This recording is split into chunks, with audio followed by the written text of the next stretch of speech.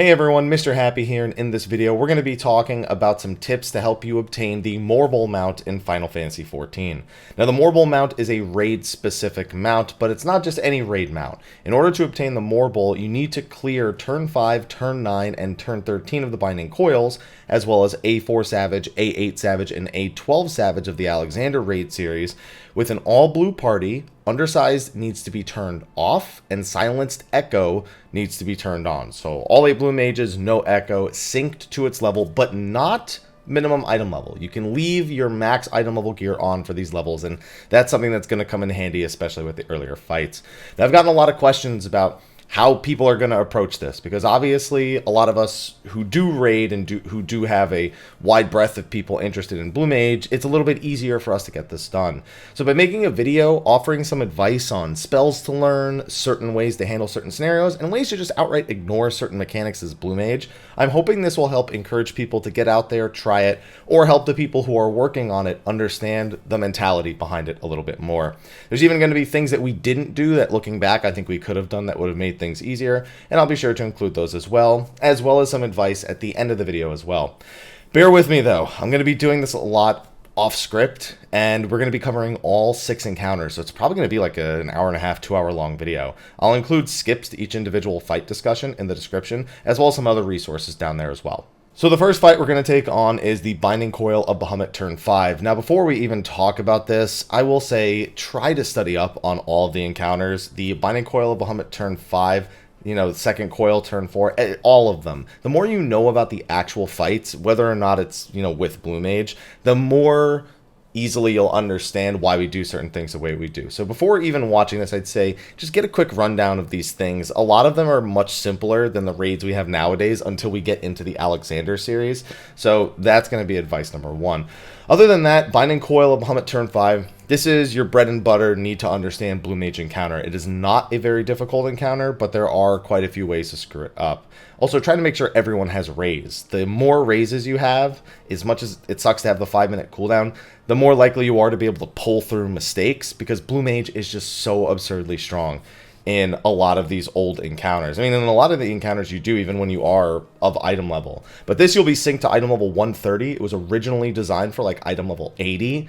So yeah, you should be able to mow through this pretty quick. So phase 1 is the simplest. Have your tank with Mighty Guard just hit all the mobs with either a look, or have them grab aggro with a quick white wind at the start of the fight.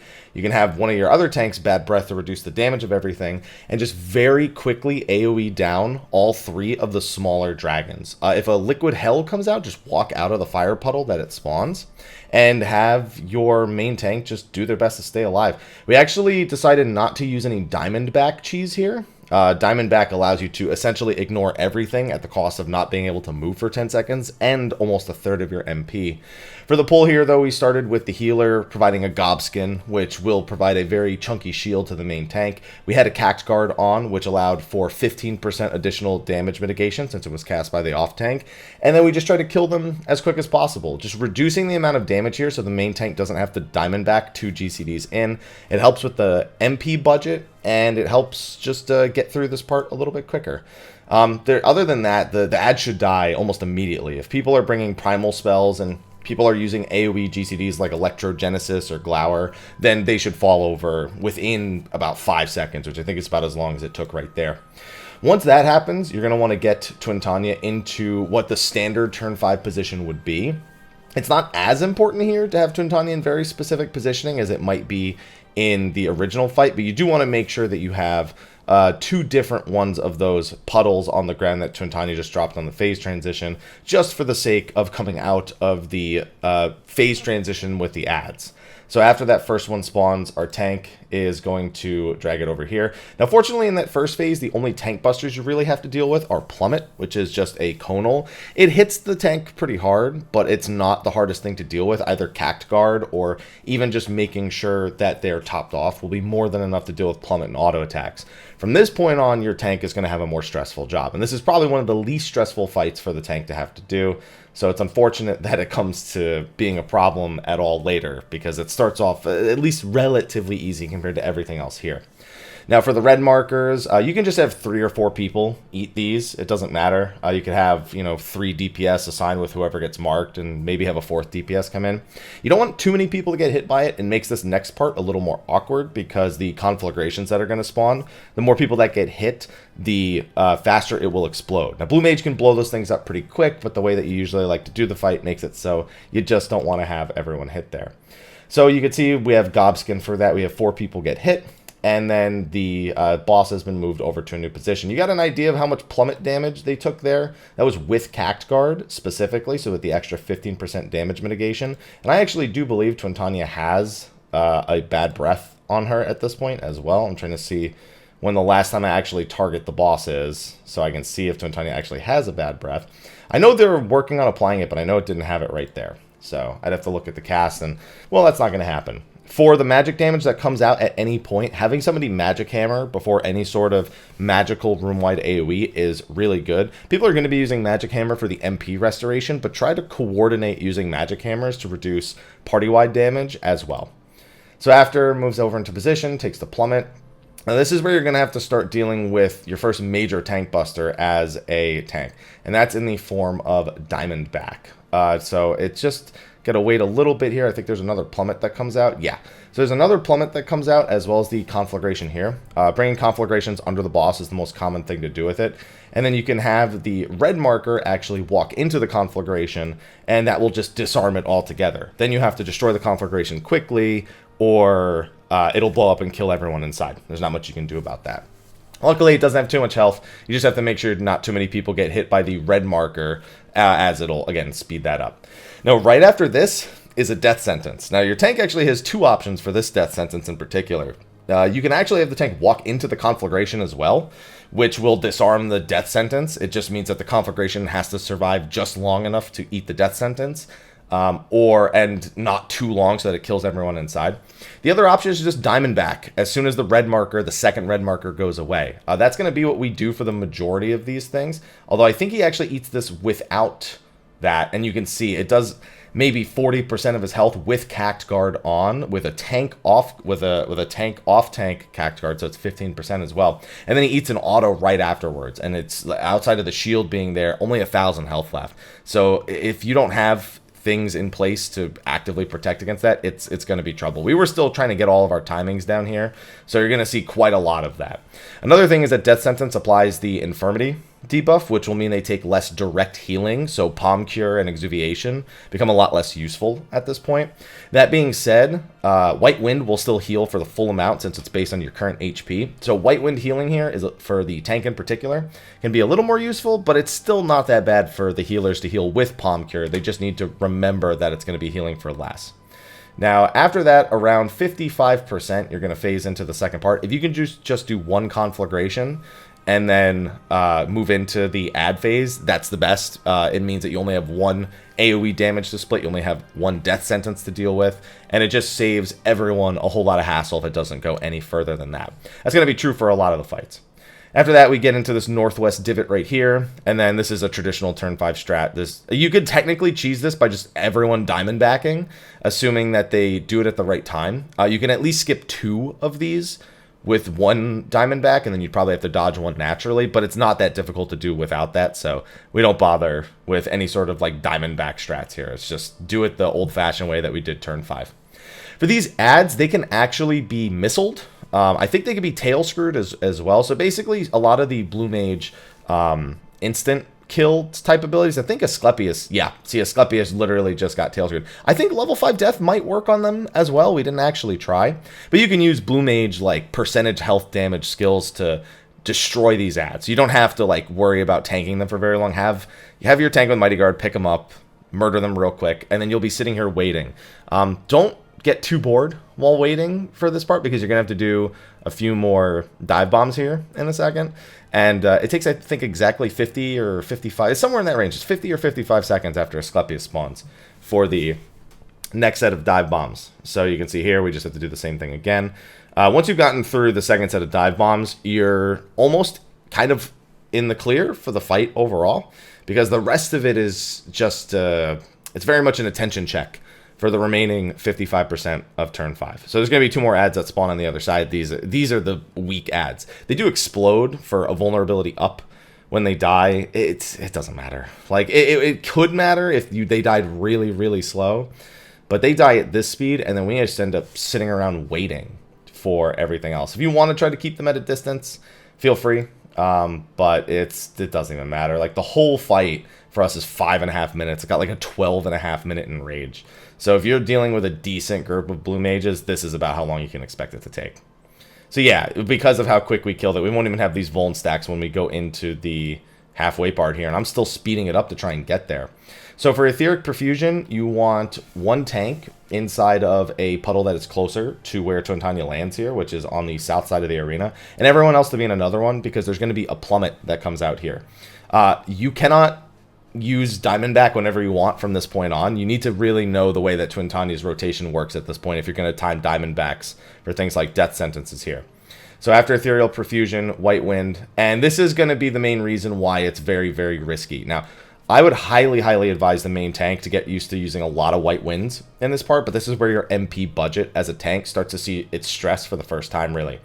So right as that plummet comes out, right after that, Twintanya is going to use an ability called Twister. This will lock onto your location at a certain point in the cast, and then drop a bomb under where you were previously standing. If you step on the bomb, it will blow you up into the air and instantly kill you, yes, through Diamondback, and anyone else around you will be pushed. They can survive the damage, but if they go into the wall, which is the most likely scenario, then they're going to die too. So this is what makes using Diamondback in this phase very risky. You see all of us step away, and that's what the bombs look like. And then you come to the other thing about this phase, and that's going to be the Dread Knight that spawns in the center. Now, the Dread Knight's going to lock 1 person down and slowly walk towards them before instantly killing them, and then locking another person down and instantly killing them over and over again. Now, luckily, there's some very good spells for dealing with this. Everyone just get like 15-20 alms away from the center of the room, and make sure to use the Reflux GCD ability. It's a 220 potency GCD, just like Electrogenesis, but it has an unresistible heavy. Well, not unresistible, but there's no diminishing returns on the heavy. And then have everybody else also use Perpetual Ray. Perpetual Ray comes from A4 normal mode, and it's a 3-second cast time, but it has a stun that stacks infinitely. You can also have somebody swift cast a phase up in melee range before anyone starts Perpetual Raying it, but you have to make sure they're not the target for the Dread Knight, or it's going to be a problem. But Perpetual Ray just makes this very, very easy. Luckily, right here, there's a good spot to Diamondback, because there will be some tank damage. So you can see he's trying to time it, make sure he doesn't mistime it. Ooh, it gets a little close there. Keep in mind the stun on Perpetual Ray is only a second, so it could get pretty rough. So after the Dread Knight comes out and the target is selected for the stun, you can Diamondback a second or 2 later. You might eat a raw plummet. That's about it. But if you do it any later than that, then you're going to run this risk, which I think we actually do lose the tank to here. Or if not, we come very, very close to it. No, we do. We come very close, but I don't think we lose him. So there's a Twister, like, not too long after the Dread Knight actually dies. There's going to be a plummet and then another death sentence, and then there. So that Diamondback, if you're going to use it there, needs to be very smartly timed so you don't accidentally get hit by a Twister. We're also spamming on the tank here because it's just a lot of damage that they're taking. Cact Guard is really, really useful for this phase. Gobskin is really useful just for the tank mitigation because there's actually 0 party damage here. And then if you have a safely timed Diamondback, that works as well. Now, ideally, you only get 2 Twisters in this phase, and that you push the boss, I think it's around 32%. Because once that's done, the rest of the fight becomes a lot easier. Because at this point, all you'll have is 1 remaining mechanic that should be problematic in the form of hatches, and that really shouldn't be that problematic because everyone has Diamondback. So it's fairly safe to just Diamondback a hatch if it's coming for you, or to do it the old-fashioned way where somebody stands in the circle directly under Twintanya and just spams Diamondback there to eat all of the hatches. Either of those will work. And then anyone using, and then also the main tank using Diamondback is a lot easier at that point as well. If you do get a second Dread Knight, it's a little bit scarier than the first one. The second Dread Knight will come out, and then a Twister will be cast almost immediately after that. So you not only need to make sure that that Dread Knight is heavied and you get those Perpetual Rays off, but you probably want to pop some OGCDs like a Shock Strike or something into it as well. just to knock it down immediately. So that way everyone can safely dodge the twisters that come afterwards. There will be a death sentence after that as well, and that will immediately be followed by a twister. So again, the longer this phase drags on, the more twisters you have, the more potential spots for your tank to forget where a twister is and be diamond backed into the middle of one. And once the boss runs loose, while you can have the off tank pop Mighty Guard, pop frog legs, and pick up the boss, you want to keep the chaos controlled as long as you can. So going into this last phase, our off tank just steps into the circle immediately under the boss and just eats all the hatches there. They really don't even have to diamond back. It's just even easier if they do diamond back. Just Mighty Guard with the 40% damage reduction is way more than enough to deal with that. And then you can have that person just spamming white winds on the party, and everyone else can actually focus on damage. You can see he doesn't even have diamond back there. I think he took like 400 damage. I think he had like a gob skin. So the diamond back is super unnecessary. Just have the off tank white wind and you'll probably be okay for the entire time. And then have everyone else dodge the liquid hells. If the off tank does get a liquid hell, they probably do want a diamond back. But also don't forget, if you're not in the circle and you diamond back a hatch coming towards you, it won't kill you either. So just it takes some very quick reactions, but you can even just survive like that. And that's it for turn 5. Some things that can be done differently if you're having trouble with those death sentences, and this will be something you'll never see us do, but it does actually work. If you want to have your off tank cast diamond back and your main tank cast a veil on the off tank, you don't even have to be the off tank doing the diamond back. If anyone wants to use diamond back and let the main tank actually just use a veil on them, it's basically like a reverse cover where you send the damage to the other person, and you'll see us use it for some very select mechanics in later ones. That's another way of kind of bypassing doing a tank swap. You can also do tank swaps with Frog's Legs just for MP budgeting. Your main tank will burn through MP like nobody's business, but your off tank most likely won't up until this last phase here. So that's another option for helping with MP budget, and keep that in mind. Just because you won't see us use it, it's something I think about every time I watch this old footage. But that's it for turn 5. This one should be fairly straightforward, even if people are kind of coming into this fresh. I'd say this is a very puggable Blue Mage fight for anyone who's new to Blue Mage, who's new to trying to get the Morbol mount. You don't need to have hardcore raid experience to do this one. You just have to be willing to learn turn 5 and quickly burn through it in about 5 or 6 minutes, which is about how long it took us on this individual pull to get it done. This will probably be one of the hardest parts right here. Anyway, with that, let's go on to turn 9.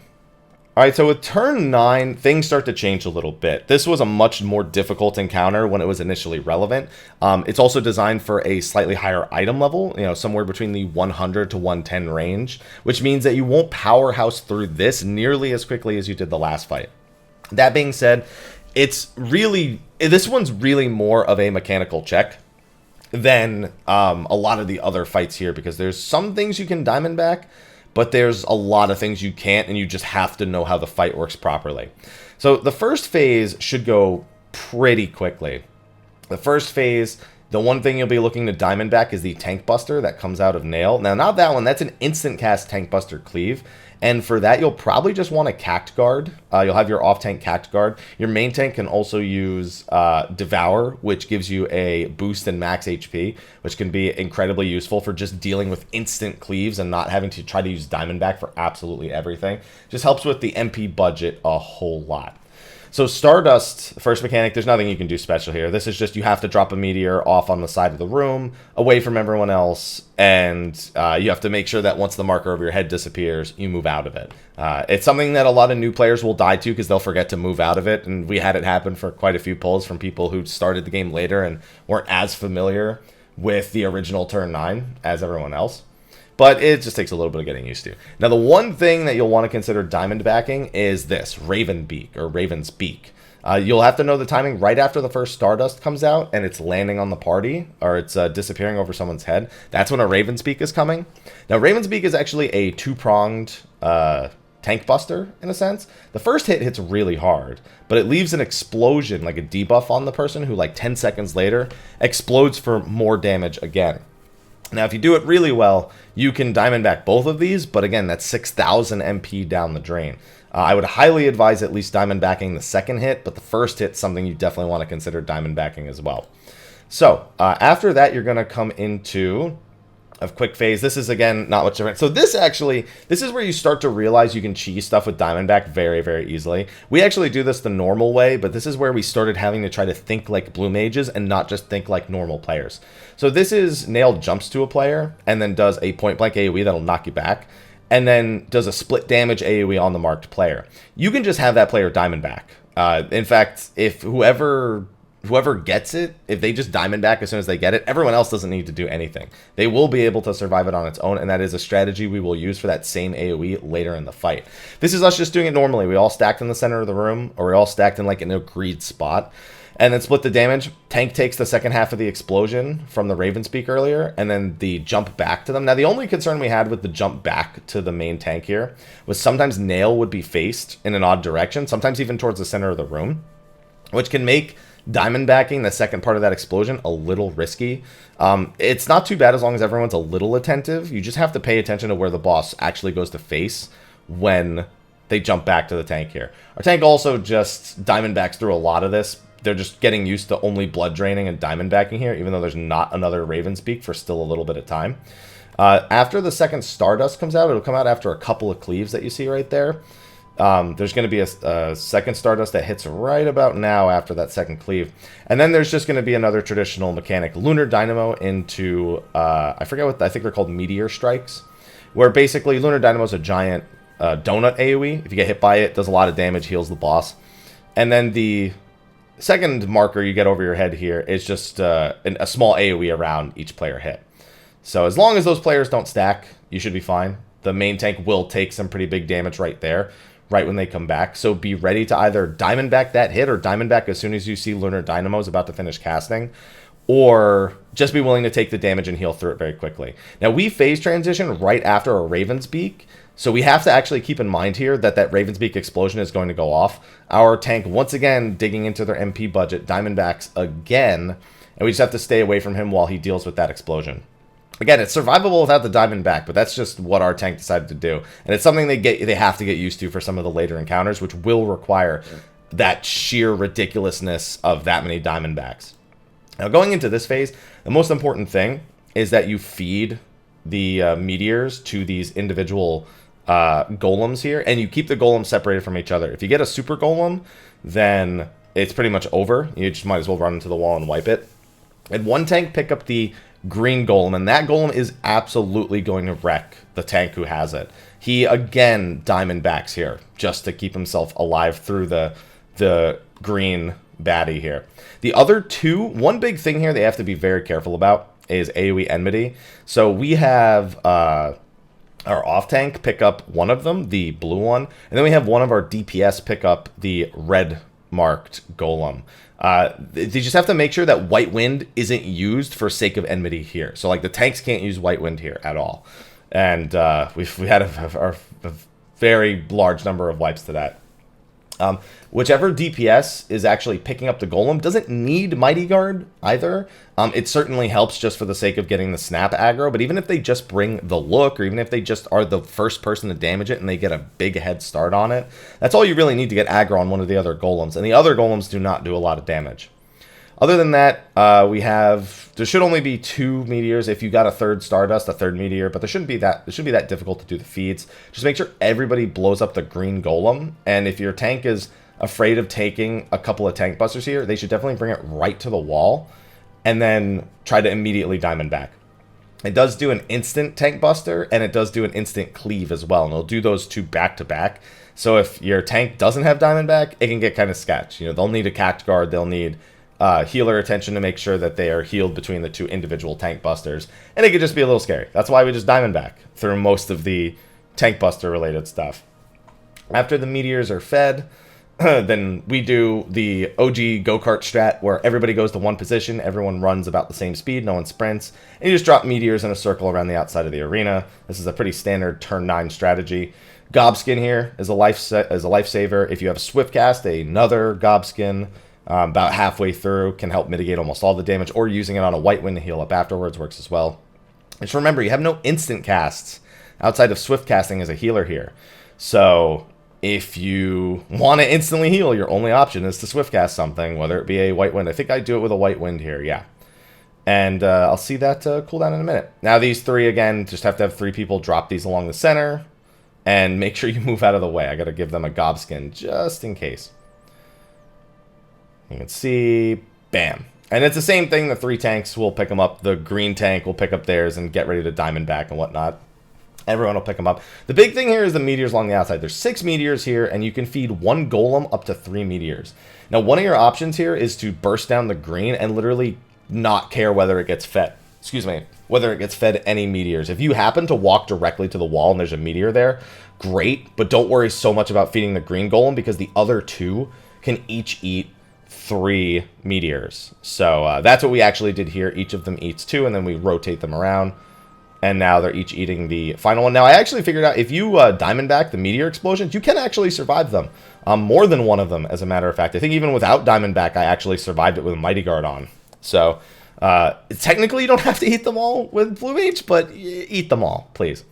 As for the other golems, other than the green one, the blue one has Earth Shock, which will paralyze everybody if it gets off. So somebody should bring Sardine in case the blue one actually gets to use Earth Shock. It shouldn't use it until after the golems swap with each other, but just keep it in mind the whole time. Have somebody with a silence just in case. The red one just does some AoEs. It shoots AoEs at people. It does these like pulsing AoEs sort of.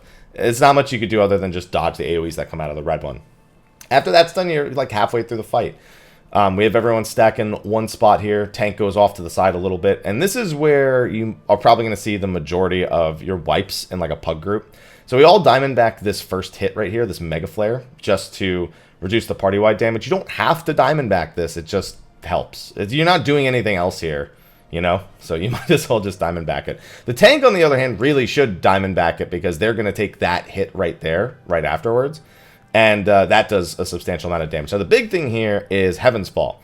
Now, the knockback from Heaven's Fall can actually be mitigated. You can see there with, what's it called? Surecast. Or if you die, if it's Diamondback, if your Diamondback actually lasts until that point, it will prevent the knockback that comes out of that as well. But you do have to make sure you're not in the AoEs that come out of the center tower there that happen right after the Heaven's Fall. Because those will paralyze you. They do some damage, but the bigger thing is that they paralyze you. Now, after that, there's going to be a dragon. Now, your main tank can pick this up. We had our off tank pick this up, and it's kind of a pain because it becomes active very, very quickly on the party. So if you're the off tank here, swift casting the look right when it becomes in range of you, as long as you make sure you're facing the right way, is probably your quickest bet of picking it up. At this point, your main tank also probably has enough aggro on Nail that you could maybe just swift cast a White Wind to make sure you pick it up wherever it is in the arena. But it will do a couple of autos and a tank buster really quickly. You probably won't have time to get anything like a Diamondback or a Cact Guard up. So this really just becomes an attention thing. Make sure that there's a Gobskin for that off tank and maybe cast it a couple times as it gets eaten by the auto attacks. And make sure you're attentive on that off tank's actual HP. Even if they're using the White Wind for the aggro, they're not using it for the heal. So that's going to be an important thing. Now, as for the actual phase, Nail will put a blue debuff on somebody, and when this ad dies, it will actually leave behind a bunch of puddles that let you cleanse it. So whoever has the blue, so you see JM on my party list has a 1 stack and then like a blue chain debuff. That person's going to eat one of those 3 puddles. If you do not have that blue debuff, do not touch those puddles. That is all I have to say. There's going to be another one here right before the second Heaven's Fall, which you can actually skip the second Heaven's Fall altogether. We didn't in this one, but you can. So keep that in mind. Right after, about this timing here, there will be some tank busters that come out of Nail. Just 2 instant cast ones right here, those stabs. They do a lot of damage, and you're going to be seeing a lot more of them in the last phase. So you can Cact Guard those, which is what we decided to do. If you know the timing you can Diamond back, I really don't think you need to Diamond back here. You should save your MP for the final phase. So there you saw the second blue marker quickly grab one of those puddles, and then the second Heaven's Fall came out. And then by this point, we actually pushed. I believe 44% on the boss's HP is when this part actually comes out. But you also saw that's what it'll look like if you're not ready for the tank buster. So literally as soon as Bahamut's Favor is done casting, the main tank needs to get to a safe spot and immediately get ready to diamond back. So this was one of our... We didn't have very many pulls at this, and so the fact that this was a clear was pretty lucky. But you can see he accidentally eats one of the tower AoEs, but he also eats 2 of the hits. This guy eats the other 2. Violent here eats, I think, 2 more, and then eats an auto and dies. So it hits really hard, even on the tank. Actually, it's 3, so it's a 5-hit tank buster, plus the auto attacks. It's brutal. That Diamondback is very, very important. So please keep that in mind. After that, there's going to be 3 dragons that are along the outside of the arena. They're going to play an important part. This is actually like a more traditional turn 9 stuff. There's only like 1 or 2 more Blue Mage cheese things that we're really doing this. But these fire tethers that you see, those are supposed to be alternated between being in a stack group of the party and being out. Anyone with a fire debuff who gets hit by the AoE from the person tethered there will die. So you generally have all 8 people stacked for the first tether, all 8 spread out for the second, all 8 in for the third, all 8 out for the fourth. Pay close attention to your fire debuffs, and if you have one, stay out of a stack. If it happens to be like in, but you have one still, then stay out of the stack group. Takes a little bit of getting used to, but it should be fine. If you don't do that often enough, then you get hit by these ice balls, and that insta kills you. So we actually, because we lost some people here, we actually need to stack all of the fires in until we get some people alive. Otherwise, the ice debuffs will start killing people. We also get a Lunar Dynamo here and a Thunder debuff. So I actually think, no, I just barely do that correct. So the easiest way to do this, so you can see how big the Lunar Dynamo AoE is here. There's one person with a Thunder AoE. We usually send that person to the back of the room. In this case, it is, let me get the name because they're casting Angel Whisper right now.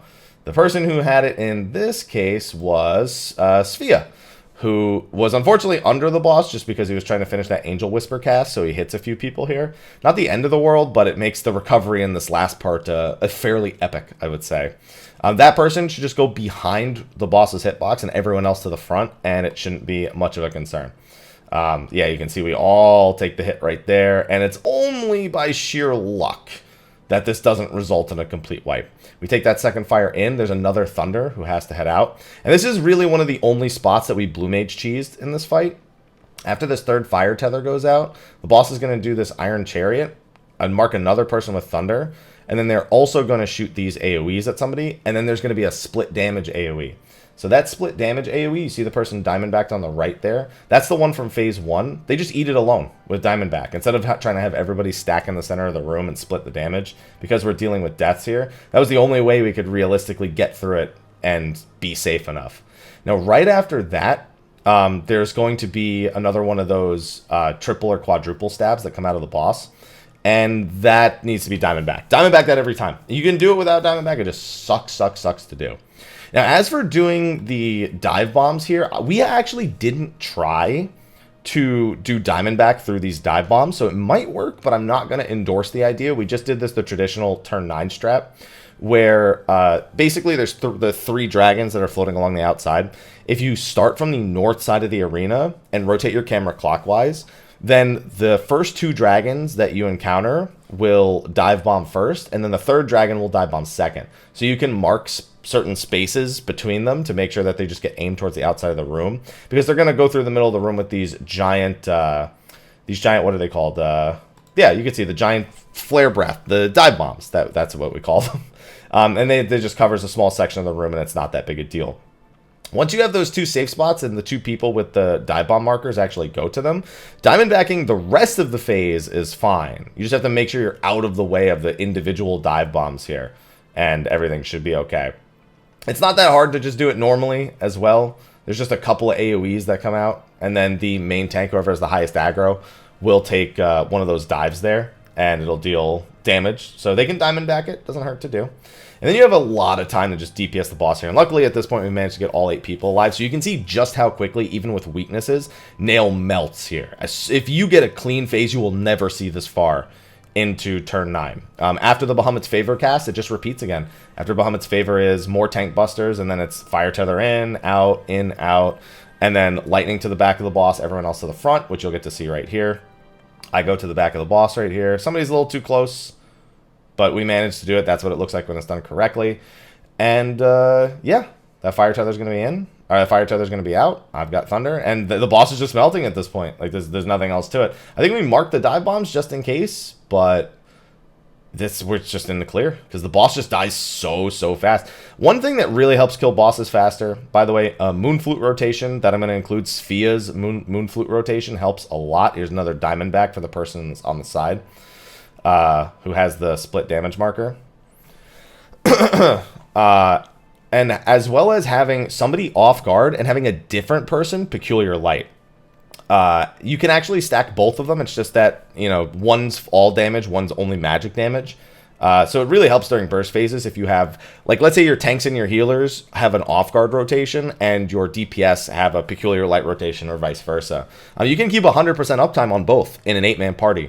On top of Condensed Libra, on top of just everybody keeping up Song of Torment, bosses die really, really fast if you have organized damage. Even consistent, not even burst damage like that. Moonflute only makes those burst windows just that much more insane. Another thing to keep in mind is that when a boss gets really low on HP, you can actually final sting a lot of these bosses from like 20 to 30% of their health. But if it's in the last like 10 to 15%, if everyone has Moonflute and Whistle, as well as Condensed Libra with the physical damage debuff, if you actually happen to get it, you can just fully buff a final sting with an int pot, and you can knock most bosses down from a pretty high HP. We actually don't do that at all until 8-8 Savage, but we kind of wish we had done it here. It would have ended this part of the fight a lot quicker. At this point, it's over. The dive bomb markers we actually did end up having to do. And because this dynamo actually heals somebody, I think that it takes a little bit longer. But that last one is just a jump into a dynamo, and it's not any more complicated than that. And that's turn 9. So there is a lot of stuff there that you can pick up. You can see some of my recommended videos full of some Let's Play and some Achievement Hunter. It's just a lot of just knowing turn 9. If you can diamond back those dive bombs, though, let me know, because that would be the easiest way to do that phase, is to have everybody, as soon as the first dive bomb marker disappears, just diamond back and just, you know, eat everything. But some things go through Diamondback. Sometimes some knockbacks go through Diamondback. I just don't know if that's one of them. So I don't want to say that with any confidence because I have not done it yet. Anyway, with that, that's 2 fights down. Let's go over to turn 13. All right, turn 13 is the first real challenge you're going to get out of all blue mages, because this is the first fight that is entirely item level relevant to where you're synced. So we're synced down to level 50 here, but we're not item level synced. So we're all at item level 130, 135, however the game calculates it. And this is a fight that's, you know, was the pinnacle of the raid series for A Realm Reborn. So suddenly any item level advantages you were abusing in the previous fights don't work as well here. So you really need to either blue mage cheese a lot of this stuff, or just do it right. You know, either of those things. So this might be the first real roadblock people get when they're trying to do their Morbol mount. Fortunately, it gets a little bit easier for the fight after this, but let's get started here. So we have our tank do a traditional means of pulling the boss, where they pull it to where the party is starting. That's the party kind of just not have to worry about movement. Makes it so they don't have to run all the way to the other side either. So you'll just see that be the thing that they open with here. There you go. Very, very simple. Everyone gets their Song of Torments. Now this first tank buster, he actually diamondbacks this. This was a big reason we decided to do this pulling method, is it allows him to diamondback that first Flare Breath. You can survive that Flare Breath just with like an Addle and a Cact Guard, and then just heal up after it, but this is just how he preferred to do it, and this is where a lot of the diamondback MP management starts to really, really come into play. He's even got Cact Guard here for the auto attacks occasionally when the Diamondbacks are down, but you're just going to see a lot of Diamondbacks here. Cact Guard, always great if your off-tank can afford to do it without losing too much DPS. The extra 15% helps a lot. Applying Bad Breath. The main tank is the one usually responsible for Bad Breath most of the time. It's not always, but because they do almost no damage throughout the fight, anytime there's like a big room-wide AoE, they're almost always the one who's going to be responsible for it. Other people can take it, though. I had it for a little bit, and then it just ended up not really being needed. So Mega Flare here, we're going to do this one normally, but you'll see some real big Blue Mage shenanigans later. This is everyone kind of spreads out. All the people with the markers over their heads stack right behind the boss, and everyone else just make sure not to stack and dodge the AoEs on the ground. The main tank can get that, and if the main tank gets it, you have to pay very special attention, because there's going to be a Flare Breath here. They need to make sure they survive that Flare Breath, which he used Devour plus our healing in order to do. And they need to make sure it faces away from the group, so they can't really stop and stall to do any spells right there. They need to get right back to facing the boss away from everybody else. You can see they have a Cact Guard, they have their Devour, we're spamming heals on them, so it's fine. For the Flatten, we never once tried to do Flatten without Diamondback. Diamondback here is especially great because it'll eat the Flatten plus the 3 Flare Breaths that come afterwards. And then we just have to do Earthshakers. So Earthshakers is actually fairly interesting as Blue Mage. It hits very hard. I would highly recommend having one healer Gobskin every hit, and having the other healer White Wind. And even the people who are busy doing the puddles may want to consider swift casting a White Wind if they have it. Not necessary, though. One big thing you can actually do here, and I think I do it later in the fight, is the people with Earthshakers can actually use the Avail skill on any other player, and no puddles will spawn. It does have a cast time, so if you don't have Swift Cast, you need to get to a position to actually cast it very quickly, target somebody, and Avail them. While there's still going to be a lot of damage going out unless you happen to Avail Diamondback targets, it's still better than having to actually do all the movement here and actually having the puddles appear. It's just not entirely necessary. So Avail, great ability. I think I use it in the final phase, so I think you'll get a perspective of it a little bit later. Another thing here is then after that it's just Mega Flare. It's just Mega Flare again. So keep Gobskin and White Winds rolling through Earthshakers, even if you are using Avail. This is just a repeat of what we just had, and you really shouldn't see past the second Mega Flare. So you can actually skip the second Mega Flare if everyone's on the right page, but you shouldn't see much past that Mega Flare right there. Yeah, you saw how close that was. Just having to eat the raw Flare Breath there can be super scary. And then there's a Diamondback again, and we happen to skip the next Earthshaker because at 74%, when the boss's HP ticks down to 74, that is when they stop doing... Oh, no, I'm sorry, when it ticks down to 75 even, that is when they go in Giga Flare. Every Giga Flare should have an Addle, it should have a Bad Breath, it should have a Gobskin, and that's it. It should have all those things every time, because otherwise it does a lot of damage. Now, we can keep tanking the boss here, but there's going to be this a Shadow of Mericidia. Now, this thing will immediately try to run to the highest aggro target, or it will immediately try to run to random party members and wreck them. It hits really hard.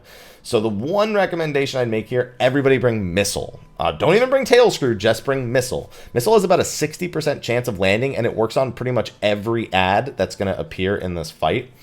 And if two of them land at the same time, it instantly kills the target. So everyone who can afford a GCD, which is normally just the 4 DPS and maybe one of the healers can afford that GCD. If you kill it instantly, you don't have to worry about it at all. The off tank should turn on Mighty Guard and try to pick it up. They can survive an auto plus a tank buster, but not much more than that. That's one of the safest things that you can do for that part right there.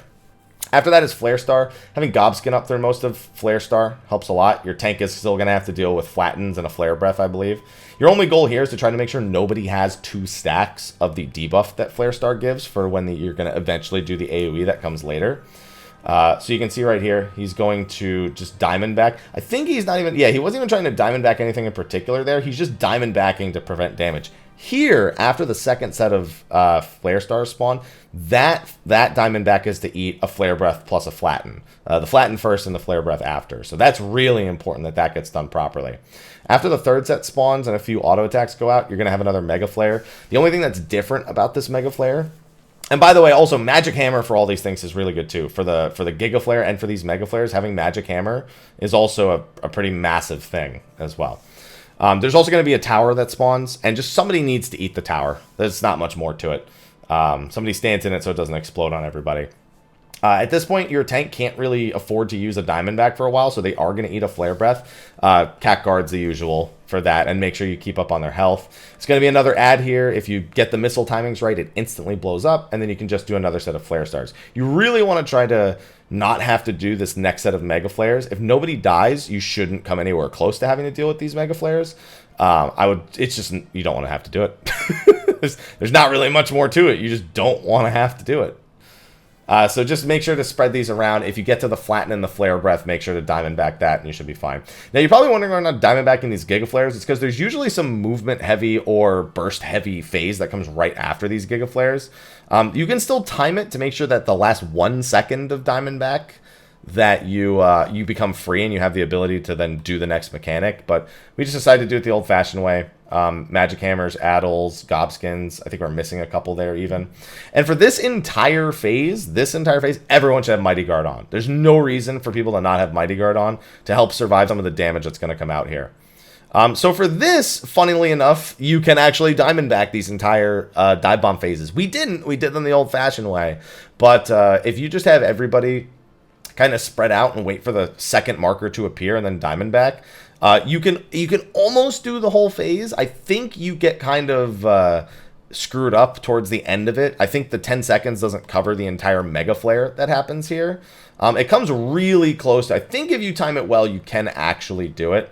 But if you want to time it the other way, where you just diamond back the dive bombs and then you get out early enough to do the mega flares, that does work and eliminates a lot of the difficulty of actually needing to assign positions or needing to assign movement and then needing to look where the storm of Mara City is going to appear and dodge the second dive bomb. It eliminates a lot of that, but it's going to come down to individual group preference. I think it's easy to just do it the normal way.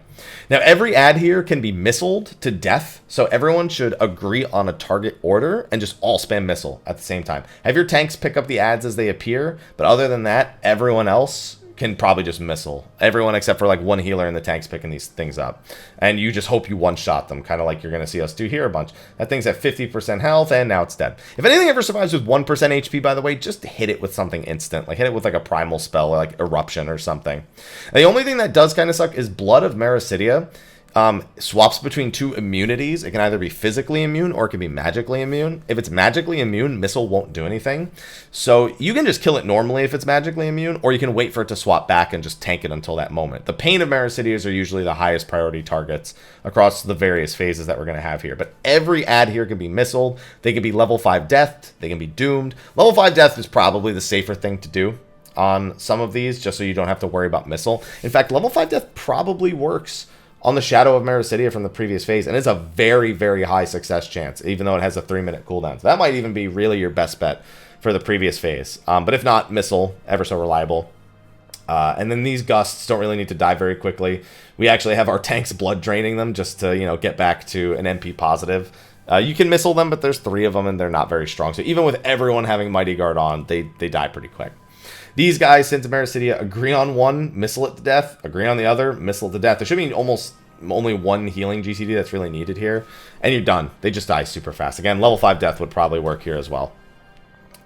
Moving forward is another set of dive bombs. Nothing really different about this one. So we're just going to skip ahead, do it the same way you did the first one, however you agreed on. And it's back to missile spam. Now it's just like 1 or 2 mobs at a time. Storm of Marasidia dies first.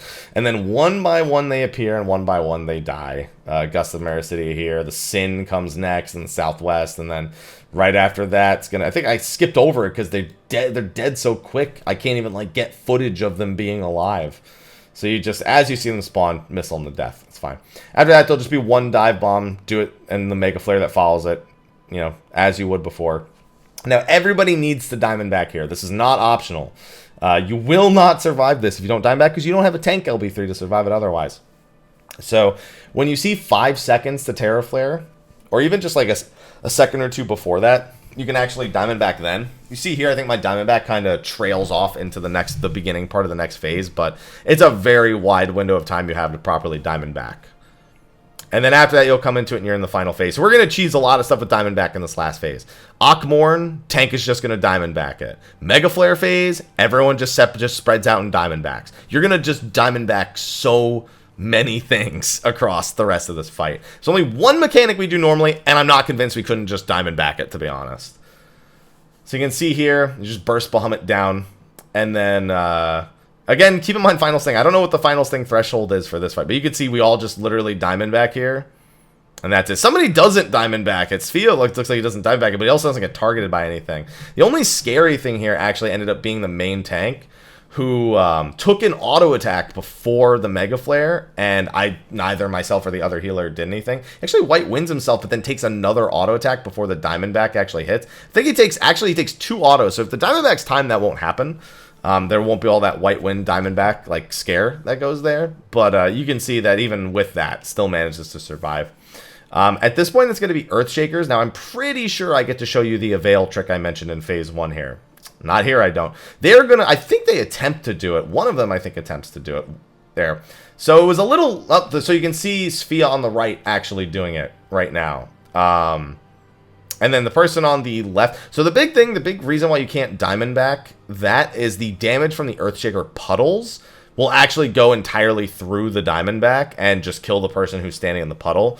So that's why they can't do it. Another thing with Avail, and I think what actually ends up killing the person on the left there, is if 2 people try to Avail the same target, then that target will only be able to receive the avail from one of them. So if one person casts it and then somebody else casts it on the same person, the second person will overwrite the first person's avail, and they won't be availing anybody. So if you are going to do the avail strat, it helps to have one person be, like, one side of the boss always be assigned to the main tank, and the other side of the boss to always be assigned to literally anybody else.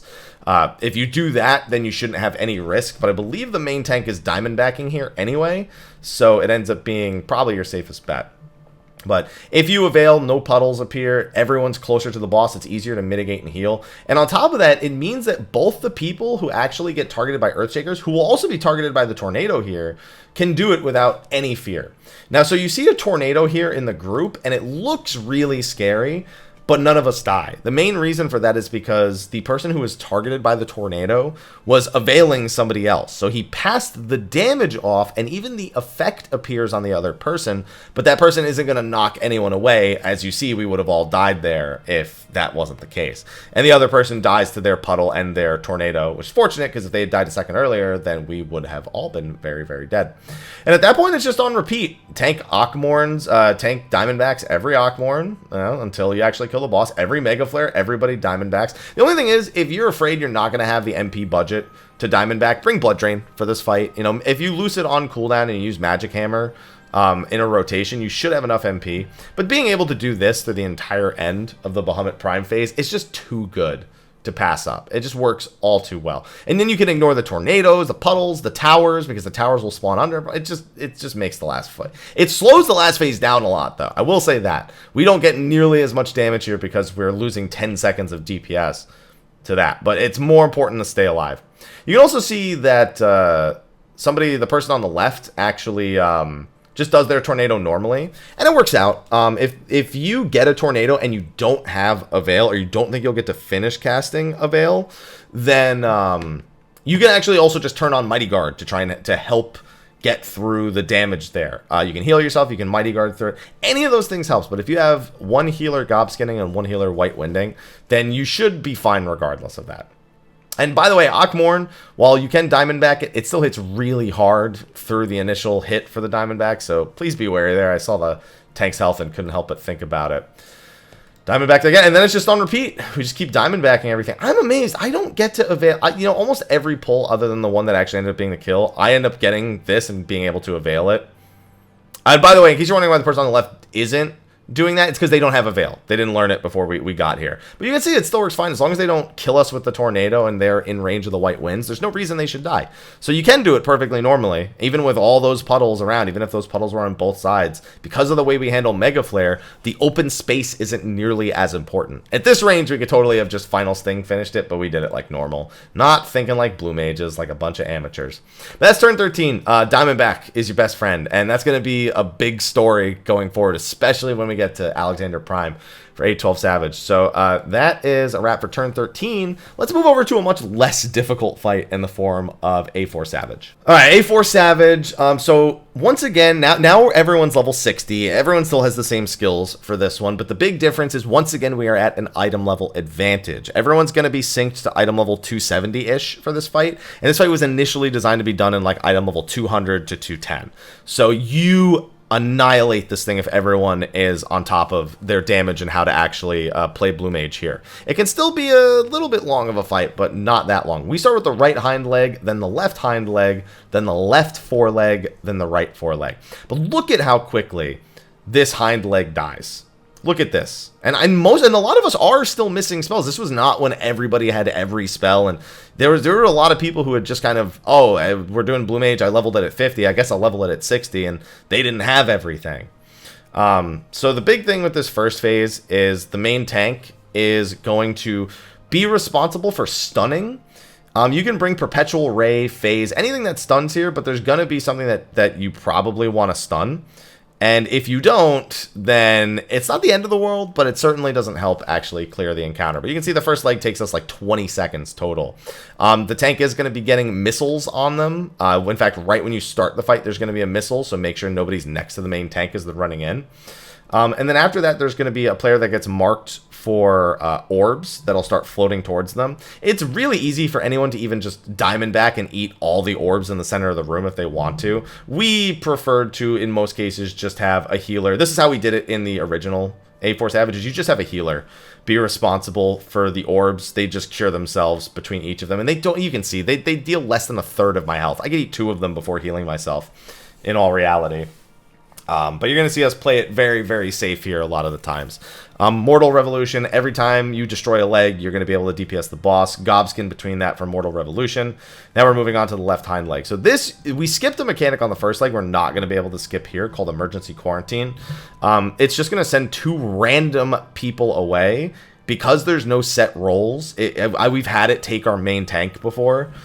You do need to be kind of on top of that. If the main tank gets taken here, then your off tank needs to very quickly pick it up, frog's legs, and have aggro until they get back. But the only job of the people in here is to kill the Panzer doll that's in there as quickly as possible. Fortunately, again, with an item level advantage and a couple of primal spells, you can knock that thing down almost immediately. The other thing, and luckily we actually came back to it, is Carnage. 1 person is going to be targeted by 5 tethers. Now, 3 of those tethers are going to be real, and they're going to shoot an AoE at that person who actually takes the tether. And the other 2 are fake. You have no idea which 3 are real, which 2 are fake. So ideally, you have 5 different people being hit by a tether. Now, realistically, you could diamond back this and just ignore it. In fact, with our item level, we can survive 2 of them and only die if we get hit by a 3rd one. So it's very survivable. We just do it the normal way because we figured it wasn't worth having somebody lose 10 seconds of DPS when we can do a mechanic very, very easily by just standing in the way. So that's what you see us doing right here. You see I get shot by the laser. It does even less damage than the Discoid orb did. So there's really not much of a concern at all.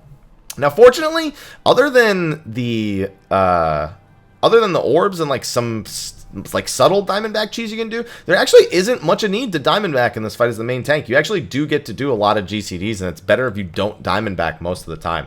Now, one thing, unfortunately, that you haven't gotten to see at all is the attack that the tank needs to stun. So when you're fighting the 4 legs, occasionally one of the 4 legs randomly, ones that are actually alive still, will start pulsing steam, and if you don't stun the steaming leg, it will perpetual ray 2 random players for a decent amount of damage, and it'll suck away like a 1/3 of their MP. So just so you don't go into a massive MP deficit, it's much better if you actually try to stun that. Our tank was actually standing closer to the center of the boss and just turning towards the leg and phasing it, so he didn't actually have to run over to it. He didn't have to use the swift cast. He didn't have to do any of that. He just had to remember when the actual perpetual rays were coming out and cast them there. So you can see here he starts casting a phase as we get quarantined again. Normally we skip the second quarantine, and I happen to get pulled into both. But these things die really quick. I don't even know why I'm Song of Tormenting it. I could just destroy this thing in a heartbeat. And I do in most pulls. I don't know why I didn't this time. There you go. Simple, done, dead, out the way. We're good. Other than that, there's nothing else to the second leg. It's pretty straightforward. After second leg dies, comes back to this. We came back to a Carnage. We came back to a Manipulator being targetable. And we'll come back to another Mortal Ray. The third leg is where things start to get interesting. This is where you might actually start having a little bit of trouble if you're not too familiar with the fight. So there's going to be 3 Jag Dolls and a Straff Doll. The Straff Doll in the middle of the room needs to be tanked, so you'll have your off tank pick that up. And again, the off tank, neither of the tanks can use White Wind here. So as much as I like to sometimes say it's okay to do it, this is not one of those scenarios. So you'll need to assign your off tank to tank the doll in the center, and he can face it towards where Manipulator is facing. That's usually the best location to hold it. And they can feel free to Diamondback here because it helps a lot once they actually have aggro. 1 look and maybe a second one, and they should be fine. As for everyone else, you'll have to assign 3 DPS to the Jag Dolls along the outside. Now, these can be missiled. These can be tail screwed. I would potentially advise against it unless everyone in your group is completely comfortable with using 0 AoEs at any point that might actually hit the dolls. You really don't want to have any extra AoE damage happening here coming out of the players. So the dolls need to be pulled. I think it's like the lower their health, the less damage everyone will take when they explode, which we'll show you in a second. Below like 20%, it's essentially like no damage. But they can come in higher than that, and you'll actually see that quite a bit here. So every time when a Jag Doll is killed, it actually just keeps resurrecting again.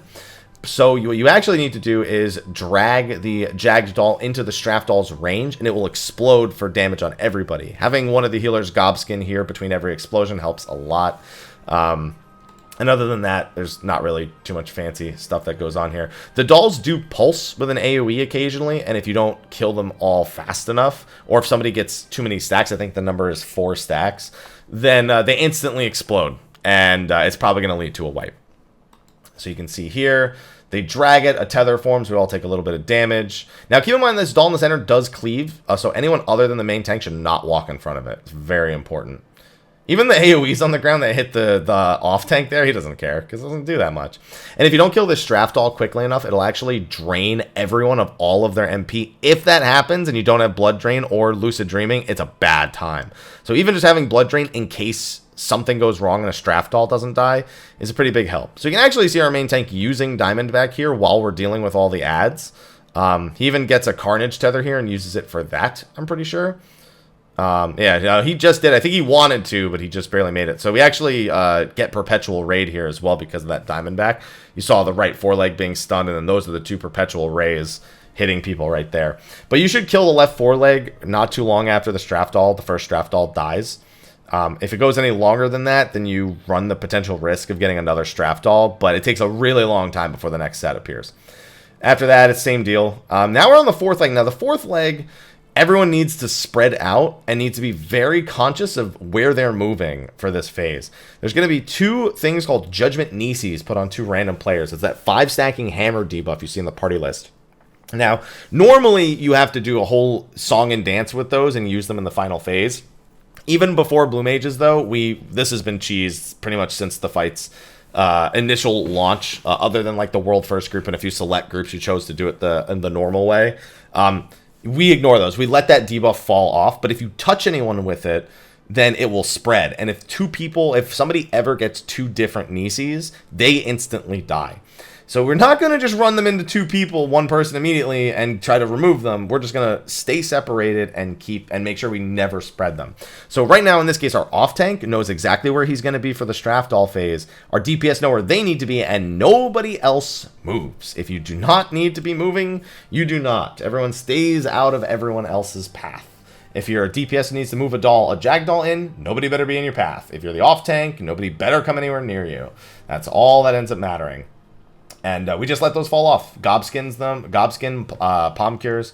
And then especially right here when people are bringing in the dolls to explode. This is where you need to be the most careful of actually passing Nisis. You got to really make sure nothing goes wrong here. But once that's done, then we don't need to worry about the Nisis anymore. This is exactly like the 3rd leg. So we kill that Straff Doll. Once it's dead, we're going to kill the right foreleg, and then we're going to go into the final phase. So at this point, I don't even need to do it. Oh, there's Discoid Orbs here. So there's that, that's the same as it was in phase 1, so it's no biggie. Just have people eat them, Diamondback them, whatever you want to do with those. And then this phase, you really want to make sure as many people have raises available as possible, because you are going to deliberately suicide players into a mechanic here, so we don't need to have those Judgment Nisis. First thing here is Carnage 0. Carnage 0 is just like Carnage, it's just a bunch of AoEs that get popped off on the party. Everyone just needs to stay spread out. There will be normal Carnages here as well, but the Carnage Zeros are a big thing. Now, for this Discoid, there's one thing that's slightly different here. You can see right there, a different Discoid orb appears. Now, we decided to do this the normal way because of the way this orb works and how it can potentially... we were worried it could cause issues going forward, but I don't think it would have. So we realistically probably could have Diamondbacked it with 1 set person who wasn't going to be doing the next set of mechanics, but we decided to just do it the normal way, which is to... after this next Carnage 0, which is casting right now, everyone except the main tank stands towards the front of the boss, and the main tank stands like far away on the opposite side of the boss, because that... so we actually had the main tank get hit by that, and I don't think it results in a problem. I think we actually can just power through it. But that debuff, the vulnerability up there, its duration actually increases for the number of people who, based on the number of people who get hit by it. So if only 1 person gets hit by it, it's like a 60-second vulnerability up. And that's bad, because you don't want to take all that damage. And the main tank having it, they're going to take a bunch of Perpetual Rays here in a second. So with all the tank busters, it's really bad if they have it. Luckily, we have Diamondback, so it's not that big a deal.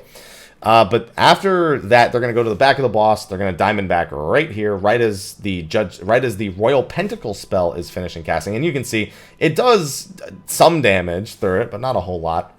And these pentacles are the thing that you're going to need raises for. So these pentacles, you're supposed to use the Judgment Nieces to disarm. We don't do any of that. This is the normal going strategy, is to have 3 people try to disarm 2 of them each by suiciding across them with Sprint. And then you just res them. Because the res from a Blue Mage is 5 minutes long, you need to have backup reses in case anything goes wrong. So you assign players to all be responsible for that. You see they all run through right there. We're all doing our reses right now. There you go. Although I think we have one res go the wrong way due to a miscommunication. No, I didn't actually use my res. It almost went the wrong way, but it was close. And we just res them and they get up and we just go back to killing the manipulator. There is going to be another set of dolls with another set of Carnage Zeros here. There's also a normal Carnage, but at this point, all that ever matters is doing the Discoid Orbs, staying spread out for Carnage Zero, and doing dolls normally. Which just requires a bunch of Gobskins and a few white winds coming out of the healers once the DPS are settled with their Jag dolls. And that's it. That's pretty much the whole fight. Ideally, you kill the manipulator before you have to do a second set of pentacles. At the very least, be ready to suicide to the second set of pentacles, even if you're not going to...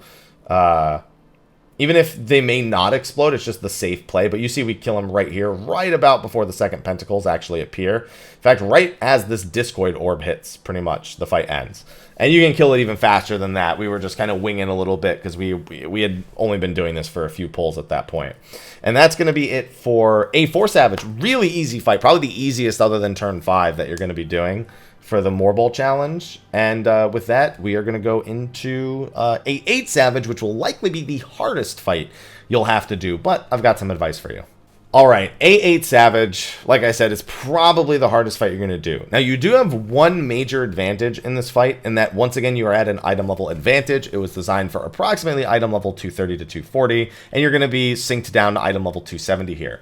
A few things to note. There are some absolutely essential spells that you're going to want just in case you need to deal with certain mechanics later. Diamondback is a must for everyone. Mighty Guard is a must for everyone. White Wind should be a must for everyone. Honestly, those should be a must for most people regardless. But also Devour is going to be a must. Now, not everyone will need to use Devour, but it is going to be very important that everyone has it in case they are assigned with a mechanic later that's going to require it. You can also bring Vitality Pots, infusions of Vitality, or, you know, anything of the 10% Vitality range, and everyone needs to be eating the same Vitality food. Everyone in this party is within 30 max health of each other, and that is very important for a mechanic that comes later. So no differentials in food, no differentials in item level. Everyone should have Devour and or a Vit Pot. If you have both, you're going above and beyond. And yeah, that's going to be important, so please keep that in mind. Now, the first phase should go relatively quick. You should only really have to do one mechanic here in the first phase. And that is going to be the orbs that are going to spawn that your 4 DPS are going to have to deal with. You can just see Onslaughter gets annihilated. One big thing here, the Perpetual Ray cast is going to do a ton of damage to your tank. You'll only have a single cast if you kill it at the same speed we are. But it is scary. Everything else other than that one cast, the one Perpetual Ray cast, is just going to be instant tank busters on the main tank. We don't even Diamondback it. He takes like half his health from each one, but he's actually going to be White Winding here a bunch. White Wind, Blood Drain, White Wind, Blood Drain, White Wind, Blood Drain. He's taking care of all the healing, so everybody else could just DPS the whole time. Because he doesn't really have much else to do. He's not going to do much damage as a tank.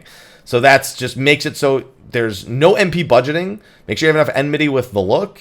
And then the only thing you need to Diamondback is Perpetual Ray. Because the first hit puts on a very powerful vulnerability up. So much so that if I don't heal the main tank here with the Tank Buster, they will almost die. It comes very, very close to dying even through Diamondback here. So it is nothing to mess around with. That being said, you could also do a tank swap with Frog Legs, but Diamondback, come on now. This just takes like 2 Palm Cures. Now, For the orbs here, we just assign 1 DPS to each of them. You just have to kill them fast enough without leaving the squares that they're actually standing in, and making sure they dodge the Mega Beams at the same time. I actually do a lot of GCDs on Gobskins here, because they are also going to get a Judgment Nisi dot, which just does a bunch of damage, you know, and I don't want them to take damage, and we're already way ahead of the DPS check here on Onslaughter, so I personally just Gobskin a bunch here. I Palm Cure the tank, I Gobskin, just to make sure that their HP doesn't dip too much, even though it only takes 1 White Wind effects. So ideally, you want to kill it at about that speed, maybe another Mega Beam, maybe another Tank Buster, but you don't want to ever have to do Legislation. Legislation, it can be cheesed, sort of, but it's not worth thinking about cheesing. You should just be killing Onslaughter before you ever see Legislation. Now, this phase gets tricky, because you're actually going to need a 3rd tank for this phase right here, for the way, at least for the way that we did it. I don't think you need a 3rd tank, but it certainly was easier for us to have a 3rd tank than to try and do it any other way. So at this phase, we're going to have to fight all the bots from A6 Savage. The main tank we have actually pick up Blaster here on the north, and we have our off tank pick up Brawler in the center. So we need to kill Blaster as quickly as possible, so try not to go too crazy towards the end of Onslaughter. Save some stuff for this. Your 1-minute cooldowns in particular are great here. This Mind Blast, we didn't even bother silencing. We just have a Gobskin up for it. It doesn't even really do that much damage, as you can see. So we didn't even bother with that. The big thing that happens here, and the main reason why we use a 3rd tank. So when Blaster hits just about 50%, he's going to spawn a Blaster Mirage. If the Blaster Mirage and Blaster are too close to each other, then they'll be invulnerable and they'll deal massive damage. It's essentially a party wipe. So what we do, normally you'd send the person who's tanking in the center. The boss in the center doesn't move. So what you can actually do is the person in the center can usually pick up the Mirage and tank it where Blaster is now, while the other tank moves Blaster, which we're still going to do.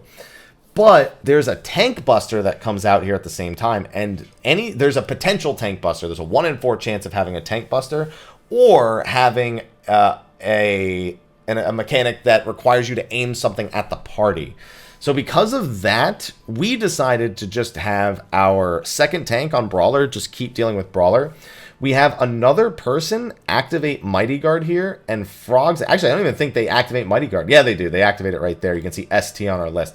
We have one of our DPS, Mighty Guard, Frog's Legs, and I think they Sonic Boom for aggro here, because they can't use the Look, because the Look is AoE, so it's a bit risky. Yeah, so I see Sonic Boom coming from... I saw Sonic Boom there. I don't know. They might have used something else. They might have swift-casted something. I see an Abyssal Transfixion. Oh, you know what it is? They Frog's Legs, and then the tank who has Blaster just hits Blaster to keep aggro on them. Because as long as there's no AoE, as long as the tanks aren't AoEing here, Frog's Legs doesn't put you 1 enmity over. So as long as only the person who Frog's Legs hits Blaster Mirage, they'll get aggro and they'll be able to drag it to the corner over there.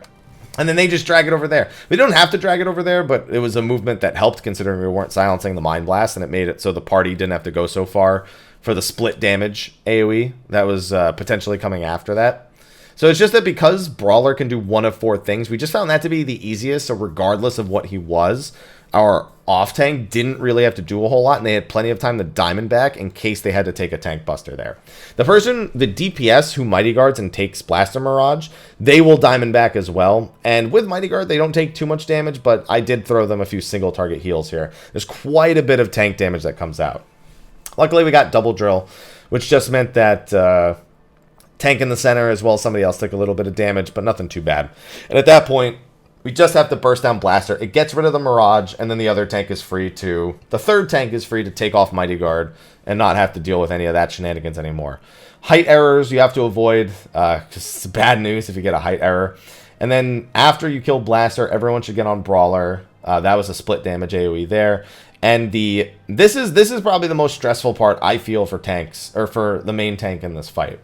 In that, the main tank and the off tank actually. So once the main tank has gotten Swindler and then grabs this Vortexer here on the south side, there's an odd little dance of understanding when height comes out and when it's safe to diamond back.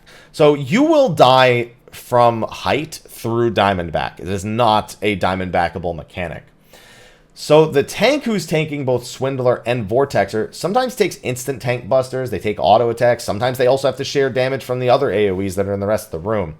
And they cannot be diamond back this entire time. They need to know when the heights are so that they can diamond back through some parts and manually just dodge the heights at other parts. So you can see often, as soon as height is cast and he gets to the right spot, then he'll diamond back because he knows he can be safe for 10 seconds.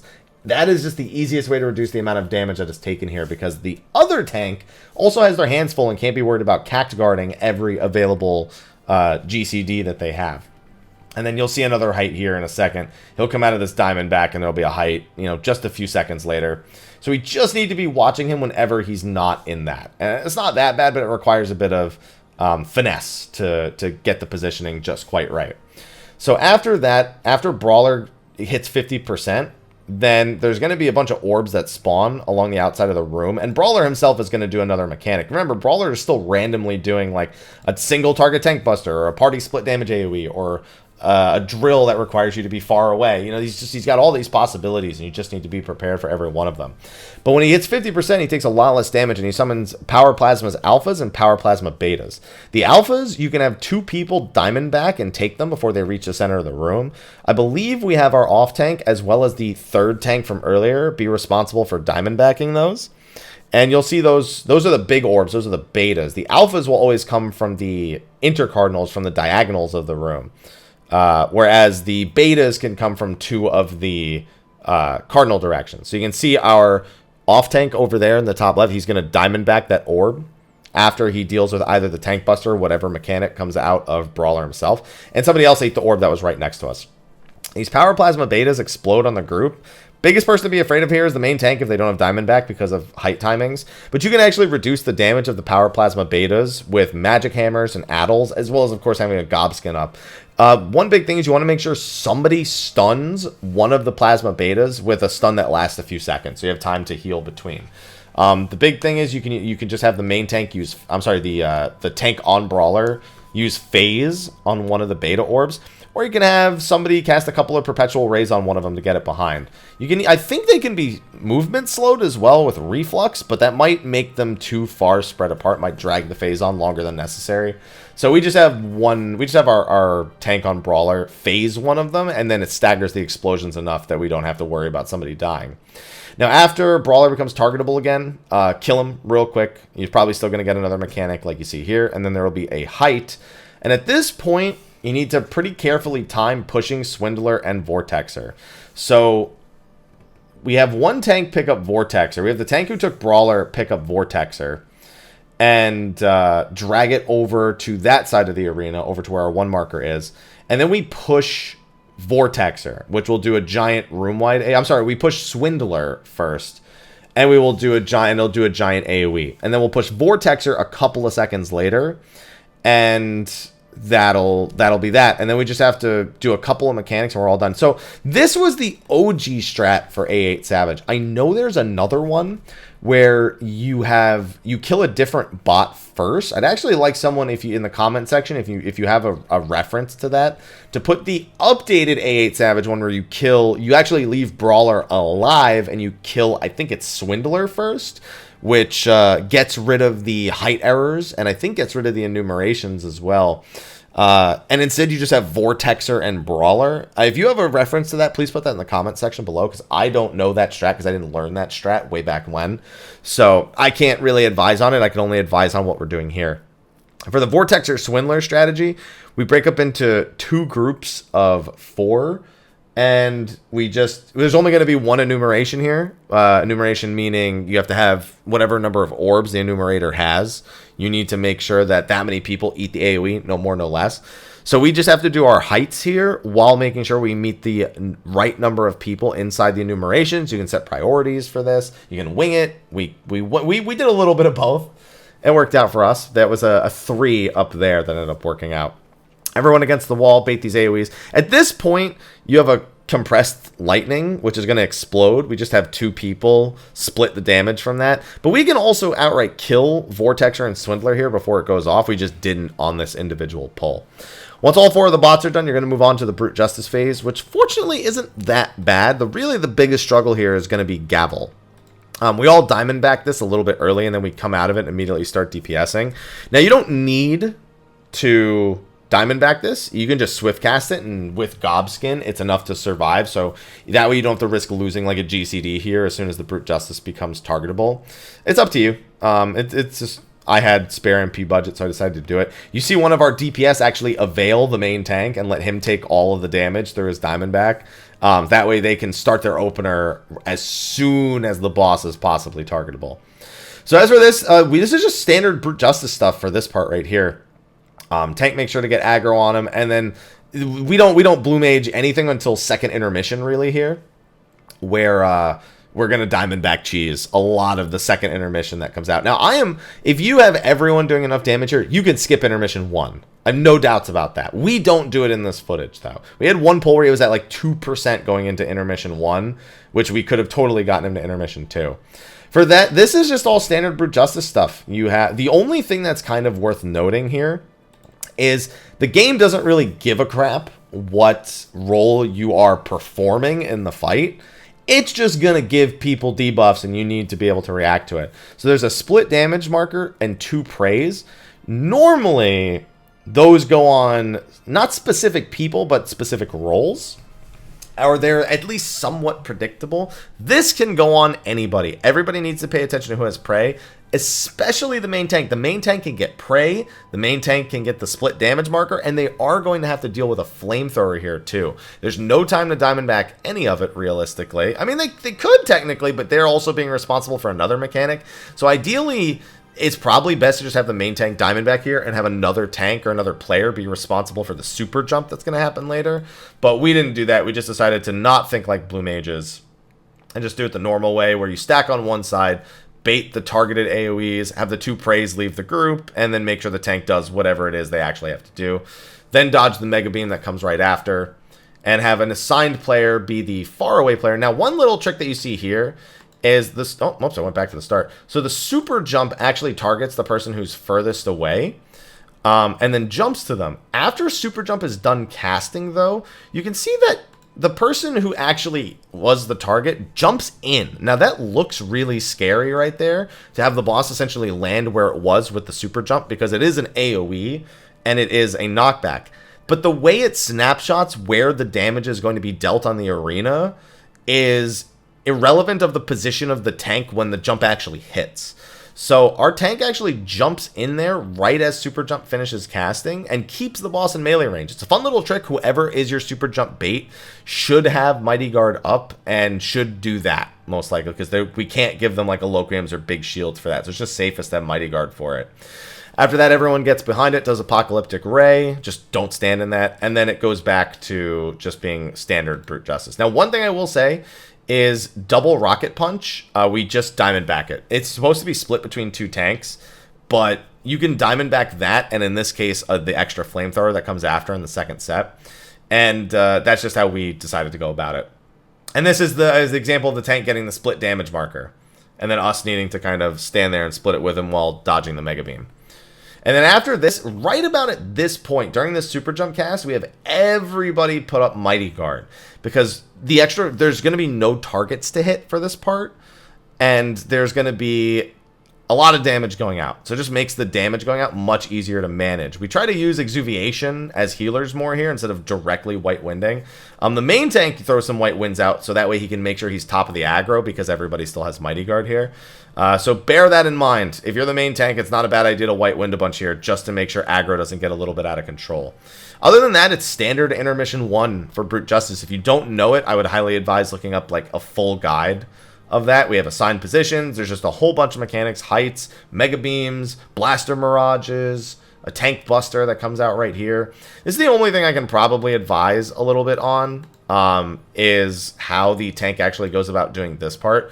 So there's a bunch of ice and fire puddles that spawn here, and who actually gets them is going to be random, but you have to do a height at the same time. So our main tank actually has to do a very set movement here, because he has to make sure that the bot on the south still faces south. So we try to make sure there aren't very many possibilities that there's ice down there. and he just walks out of his AoE and then immediately has to diamond back. So you can see, let me see if he swift casts it just for reference. Yeah, so he prepares a swift cast and a diamond back. As soon as he's sure he's going to be out of the AoE that he's in, he swift casts that diamond back and eats that. So you can actually end up with a dot here and need to be exuviated or have exuviation cast. If that happens, it's no big deal. Just use the exuviation. It'll be fine. See, he's at like 3% here. We could have totally killed him before intermission 1 and only gotten intermission 2, but it didn't work out that way. So keep that in mind as the main tank. And by the way, if you're going to swift cast a Diamondback, if you move at the end of a Diamondback cast, it will cancel your Diamondback. So when you go to Diamondback, please understand where it is you need to be standing and don't try to like slide cast into a Diamondback because you will cancel it and you will die. There's a special way to do it. You can do it. There's a very special way to do it, but it's very risky to do it. So I would not advise doing it. Going into intermission 2, if you do get more mechanics after intermission 1 before this, it's going to be a repeat of the first phase. So just do the first part again with brute justice. Okay. Now intermission 2, we are going to Diamondback cheese very, very heavily. We are going to have both of our tanks be responsible for mines that are going to be on the field. So Gobskins are really useful here. White Winds from the main tank are really useful here as well. So those 2 mines need to be picked up by tanks. Once the Mega Beam has been aimed, which, you know, we're deliberately trying to bait to certain locations just by making sure that anyone who's doing a mechanic is in a set spot. After that, your tanks can go and eat those mines. Make sure nobody else is next to them. And you should be okay. They knock back as well. I think you can swift cast. I'm sorry, you can sure cast the knockback here if you have it. But other than that, you can see our main tank. He tries to White Wind himself a couple times before he Diamondbacks here. I think he just ends up not Diamondbacking and doing the mechanic normally. You can actually survive 1 Chakram hit with Mighty Guard as long as you don't get knocked into anything else or get targeted by anything else. So it's not too bad. And consider since he's in tank mimicry, he'll probably take even less damage. So he could have survived a Chakram if anything went wrong. So he was just making sure he stayed healthy there instead of Diamondbacking. But other than that, everybody starts casting Diamondback at pretty much the same time here. Once the Mega Beam goes out and starts casting, right about now, when that marker, just before that marker appears, and even just after it, you can Diamondback here. And you might get hit by stuff, but you don't care because you're Diamondback. People who are facing the wrong direction will get a damage reduction, which can play a minor role in the next phase, but should not be anything that ever causes a wipe. It's better that than dying, which will give the boss damage stacks, which can be a much bigger problem. After that is going to be an Ultra Flash and 2 enumerations. Now, there are some set ways to try and figure out based on like character ID who's going to get these enumerations. We said screw that. And we just have the 2 people with enumerations, whoever they may be, because we just operated under the assumption that any of the 8 players were going to be possible to get it. Everyone saves Swiftcast here. Everybody Diamondbacks if they get it. They go further back. And remember, you have to line of sight using Onslaughter's legs for the Ultra Flash, which is coming out of Vortexture on the other side of the legs over there. So we had the people with the enumerations go further back behind the group and just Diamondback their enumeration while also being line of sight to Ultra Flash, which will kill you through Diamondback if you don't line of sight it properly. And everyone else goes up to the leg and deals with it. And that's the end of the Brute Justice phase. This is where the real fun kicks in and where there's been a lot of discussion. We took quite a few polls trying to figure out if there was a way to predict what was about to happen here. And we had like 90% consistency in our predictions after doing a few polls. But then we just had random occasions where that didn't work the way that we thought it was supposed to work. So what we have here is a mechanic called Verdict, which will lead into Gavel. And normally this has a chance of giving players specific mechanics based on role. This is not in any way based on the mimicries you picked. All 8 players need to know all 8 possible scenarios for dealing with Verdict and Gavel here, which means everybody needs to have a possible Mighty Guard, everyone needs to have Toad Legs equipped, and everyone needs to remember to where they need to be and what buffs and debuffs they need to have. So I was actually This was actually a pull that was very different for us because I was used to getting the tank and healer mechanics in this lockout with this exact group of people, and I randomly got a DPS mechanic here. So that's why there's been some discussion about when you back in 011 Savage, which was the 11th fight of the Omega Raid series, there was a mechanic that if you always raided with the same 8 people, the mechanic always went the same way. It basically used your like player or character ID to identify who would be targeted by a set of mechanics first and who would be targeted second. It's very consistent when playing with a static. However, this we thought worked the same way because on so many pulls it would be like, oh, Happy has the tank mechanic every time. Oh, he got the healer mechanic, but he's only gotten the tank and healer mechanic. So there's must be some player ID because he's gotten almost the same thing every time. Like that can't, there has to be some sort of method to the madness. In this exact lockout, that was what was happening, and then I randomly get the DPS one here. So I think there is something to the player ID theory, but something is also very clearly off, because we didn't change party layout, we didn't change party members, nothing changed about our player IDs going into this. It was the same every time, and sometimes we just didn't get the right IDs. It could have something to do with aggro placement as well. I don't know, because I'm third on aggro here. So I'm actually going to watch this pull to see if I see anything out of place. Regardless, I probably shouldn't take the time to explain everything you need to do in Gavel. It is something that you should definitely be researching on your own time, because we're just going to talk about how we have to do this as a blue mage. So the big thing here is min HP and max HP. Yeah, see, I was third on aggro, and no, because you know what? That still doesn't work, because the person who's 6th on aggro got min HP. So no, yeah, see, I mean, even then my theory falls out the wayside. Max HP was on second aggro, though. Almost every time I was second aggro, I got max HP. So maybe I just got lucky. Regardless, everyone's going to get different debuffs. Everyone has to do different things. There's tons of guides in it on the internet. I'd highly advise looking. But min HP and max HP are the two most important ones here. Because Blue Mage, everyone has about the same HP here. On top of that, you just did enumerations, which might have changed the HP values for people. So suddenly it becomes very weird to try and think about how you're going to deal with this right here. So for this, everyone who isn't min HP and max HP just needs to do their gavel mechanic exactly the same as they would normally do it. Now, because we don't know who's going to get min HP or max HP, as soon as Verdict is done casting, whoever has minimum HP, we have them Frog Legs and White Wind to get aggro, take 4 auto attacks, and then the person with max HP does the same thing. They will then do, Frog's Legs, White Wind, get aggro, and they should be good. Now, the big thing here, and luckily, actually, I just noticed that the HP downs from the enumeration wears off right before Gavel finishes casting, so that actually works out. I hadn't noticed that on our actual pull. It must have worn off right here, which means that you can still safely do the mechanic regardless. The big thing is max HP needs to have more HP than everybody else in the party. It's not just about being at max, it's about having more HP than everybody else. And min HP needs to have less HP than everybody else. So min HP eats their tornado really towards the end of the phase there, which is the northwest tornado. But max HP needs to either devour, or they need to use a Vit Pot, and they need to be healed. Since they'll probably have Mighty Guard on, they will probably not do that much damage with Devour, so they'll need to be healed, but that's really the most important thing. That's why you need Devour, and if you don't have Devour, you need a Vitality Infusion or something along those lines here.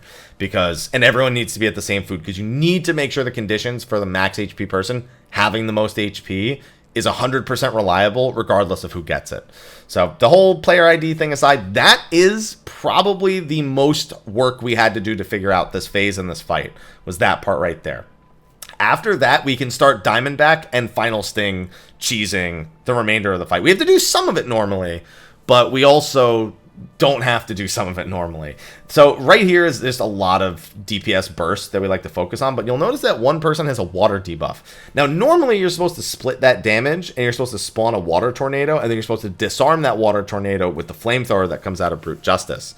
We didn't do that. We just suicide that person into a landmine, and they die, and then the debuff disappears, and we don't have to do the tornado. That was a somewhat normal thing to do in the original A8 Savage after people discovered you could do a sack strat there, but that's just the way we end up doing it. We actually lose our main tank here, so During this part right here, we have the set of what I call final mechanics. There's a final punch, a final ray, and a final beam. So final punch here is a knockback into a bind, which is then followed by final ray, which just pulses damage in the direction of whoever has the highest aggro. So normally what we're supposed to do here is we're supposed to have a tank swap happen. As soon as final punch starts casting, your second tank frogs legs and gets aggro, and then they aim the final ray to the left, and then they can diamondback the final beam on the right side of the boss instead of aiming it towards the party, because final beam is split damage.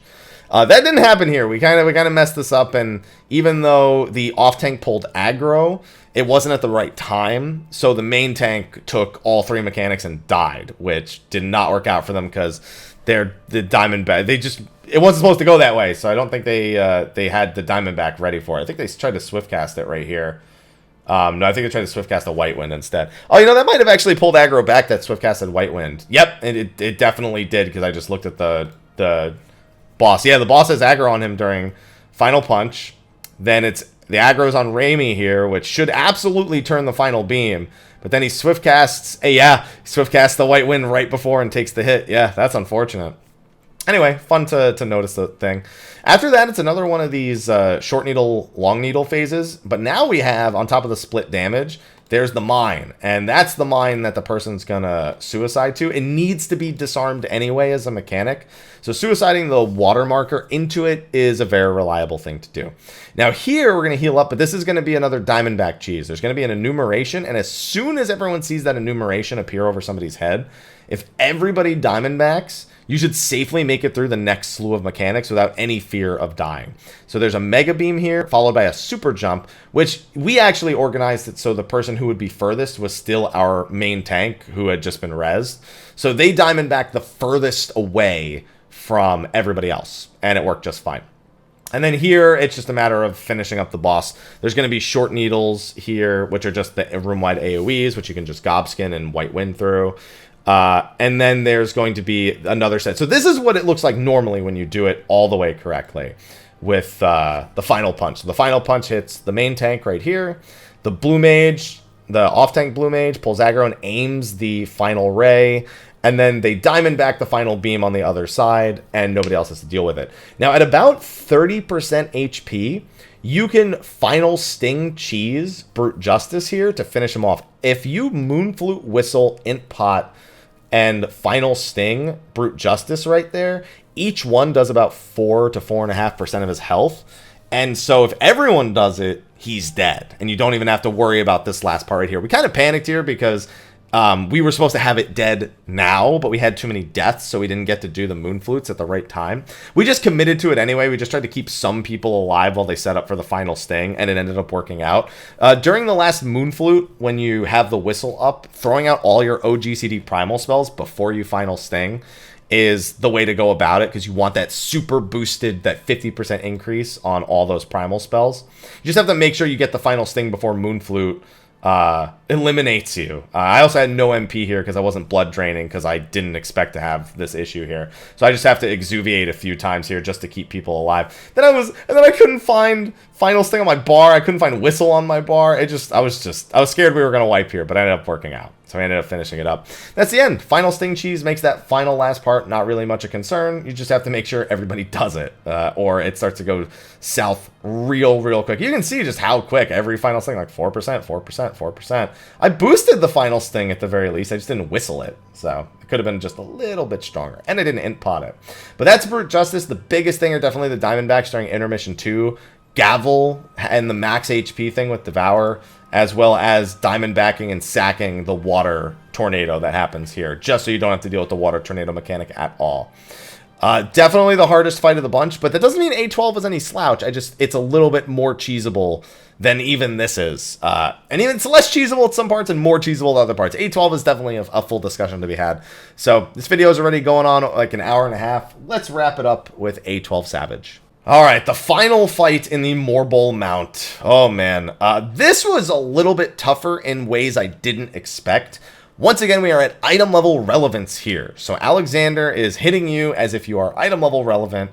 and it is noticeable. Almost everything he does to a tank is lethal if you don't have things like Cact Guard or Bad Breath on. So that is something. Addles are very important here. Magic Hammers are very important. It's scary, man. You can see right here at the start, our tank is White Winding for aggro, and he's just trying to keep himself alive. He has to Diamond back Punishing Heat. He can Diamond back this Punishing Heat, and then it will also eat the next cleave that comes out there, so it's very efficient in that case. For this Blazing Scourge, we just have both the Blazing Scourge targets Diamond back, and then whoever gets this, and we don't even Diamond back the split damage. Sometimes the people who get Blazing Scourge actually do get the split damage marker as well. If that happens, it's great, because you don't have to worry about anyone taking any damage here before the Mega Holies. But other than that, it's the same way it looks in normal. It's just you have those Blazing Scourge targets Diamond back, so you don't have to worry about taking any damage. Slows down the DPS in this first phase, but the DPS in this first phase isn't that important anyway. Just have to get him to like 80, like 79, 80% ideally. These two Mega Holies, Gobskin and Heal Through both, they hit really, really hard. Addle them, Magic Hammer them, whatever it is you got. So, Gravitational Anomaly is just everyone, we have stand center, and then we have everyone dodge, and we have everybody do the Sacrament. It can be Radiant Sacrament, it can be regular Sacrament. And then, you can see just, that's how quickly that went. His Diamondback was only a little bit late, but he just didn't, like, he goes from 19,000, he eats an auto during the Radiant, then eats another auto, then eats a cleave immediately. Like, I easily could have taken care of that if I was more ready for it. We even have somebody else gets Punishing Heat here and Diamond backs it. And it's saved at that point. Our off tank just turns on Mighty Guard here and tanks this part of the ad phase, and we fix it. That luckily isn't too bad. For this, have your tank with Mighty Guard, White Wind to get aggro on all of them, then immediately Diamond back. Everyone else can take care of all the ads however they will. After that, everybody should bring Dragon's Voice for this part of the fight. Everyone should stand dead center, give everyone a Gobskin, maybe addle some of the General's Wings, like assign addles for north, south, east, west, and everyone just spam Dragon's Voice. That's it. And you should kill all of them before the second set of Mega Holies go out.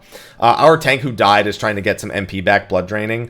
If you are going to be part of the strategy for this next part, I highly advise making sure you blood drain here if you're short on any MP. So that's the only person who isn't participating in the spam is one of the tanks who's going to be doing a very, very weird tank swap going into the next set of ads. You can see here we fix all that. I'm just wrapping it up here. We're a little bit lower on damage here, but that's fine.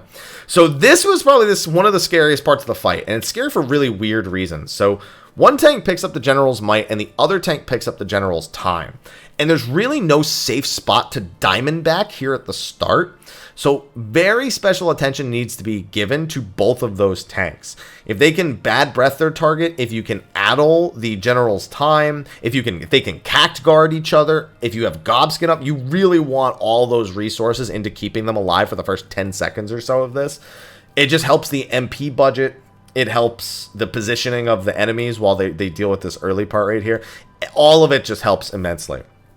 So for this part right here, we're focusing down the Might first, and the tank on the Might is going to eat one Tank Buster raw, and they're going to Diamond back all the rest of them. So this next Diamond back timing is very deliberate. They take that auto, and then this should eat 2 Tank Busters right here, and then they can immediately recast another Diamond back as long as they make sure their MP budget is fine. And they might eat like an auto here or something, but that's it. They should be fine other than that. They're trying to do the Ravana AoE and then get into another Diamondback. And they managed to do it with plenty of time. So if not, you can just chain the Diamondbacks there and you should be okay. You want to kill it at about that speed. This General's Time, on the other hand, is very weird. So we actually have a third person deal with tank swaps here without Mighty Guard even. They don't have to use it. They can, but they don't have to. This General's Time is going to constantly buff itself, and it's going to use an attack called Half Gravity. And it just hits absurdly hard. Blue Mages are just not sturdy enough to like properly do these Half Gravities without massive, massive tank cooldowns. And you know what? There's nothing more massive than a Diamondback. So because we have to have the other tank on the General's Might during the first 3 or 4 tank busters that come out of the General's Time, we have another person, our other healer in this case. They actually Frog's Legs Diamondback and take turns with the tank who is tanking it normally. You can see that right here. They just take turns, like maybe lucid dreaming, maybe doing a couple of blood drain GCDs, and then Frog's Legs, take it back, and then Diamond back again. It's just a back and forth thing. It's really weird, and it works really well. It's what I would recommend, but there might be another way of doing it. I mean, you could also use Avail. One thing that, again, I mentioned all the way back in turn 5 that we have not done at all in a single fight is just have the main tank Avail somebody else who's doing Diamondback. Now, that works a little bit, but Avail has a 2-minute cooldown, so it's not super reliable. This is more, I feel like this is probably the more reliable way to go about it. It just is funky, man. It is just very, very funky of a mechanic. Here, everybody needs to have enough MP to Diamondback. You will not survive this if you do not use it because we don't have any limit break, especially no tank LB. Gobskin, White Wind, the whole kit and caboodle. Now, for the time stasis, we did these normally. You can sort of Diamondback them. We just found that it was not that difficult to try and do it normally. It just meant everyone had to have Gobskin, and if anyone could turn on Mighty Guard before we actually get time frozen, it also helped a lot. We just had to set up a rule. The 3 people who get defamation just need to call, you know, A, B, or C. And then the shared sentences need to call 1 or 2. And then other than that, we had set positions. It's very similar. It's exactly how you would do Atoll Savage normally. It's just anybody can get defamation, anybody can get shared sentence, and anyone can get the tethers. So again, kind of like Gavel, everybody needs to understand every possible scenario and be a little bit quick in their wits. Gobskin here, I Mighty Guard here. If you can get Mighty Guard up here during the Temporal Stasis cast, it helps a lot. Like you're going to see here. Also, the great image right there. It's not, and by the way, that's not so you can survive the damage from Temporal Stasis. It's so you can survive the damage from the next mechanic after the Sacrament. After that, there's Gravitational Anomalies. Everyone just needs to dodge those and then either do Sacrament or Radiant Sacrament. Whichever one you get here first, you'll get the other one on the second one. In my opinion, getting regular Sacrament is harder because you cannot stack the party as quickly because the defamations are on the other side of the room. And thus, you're more likely to need to Swiftcast a White Wind or Swiftcast a Gobskin for this than you are to need to do it for anything else. The main tank helping with a White Wind here can help as long as they're not too strapped for MP. I don't know if we actually do that here, but I can tell you it does help a lot. But because of how stressed their MP is, I wouldn't expect it. Especially because, and we lost him because he was the far defamation and we couldn't get to him in time. It's pretty much the exact scenario we talked about. We just didn't hit him with one AoE heal and bam, he's dead. So again, if you're that person, even swift casting a White Wind for yourself there would be more than enough to help wrap things up. If it's a regular Radiant Sacrament, then if you're not in the center of the room, you're dead. So that one's a lot easier.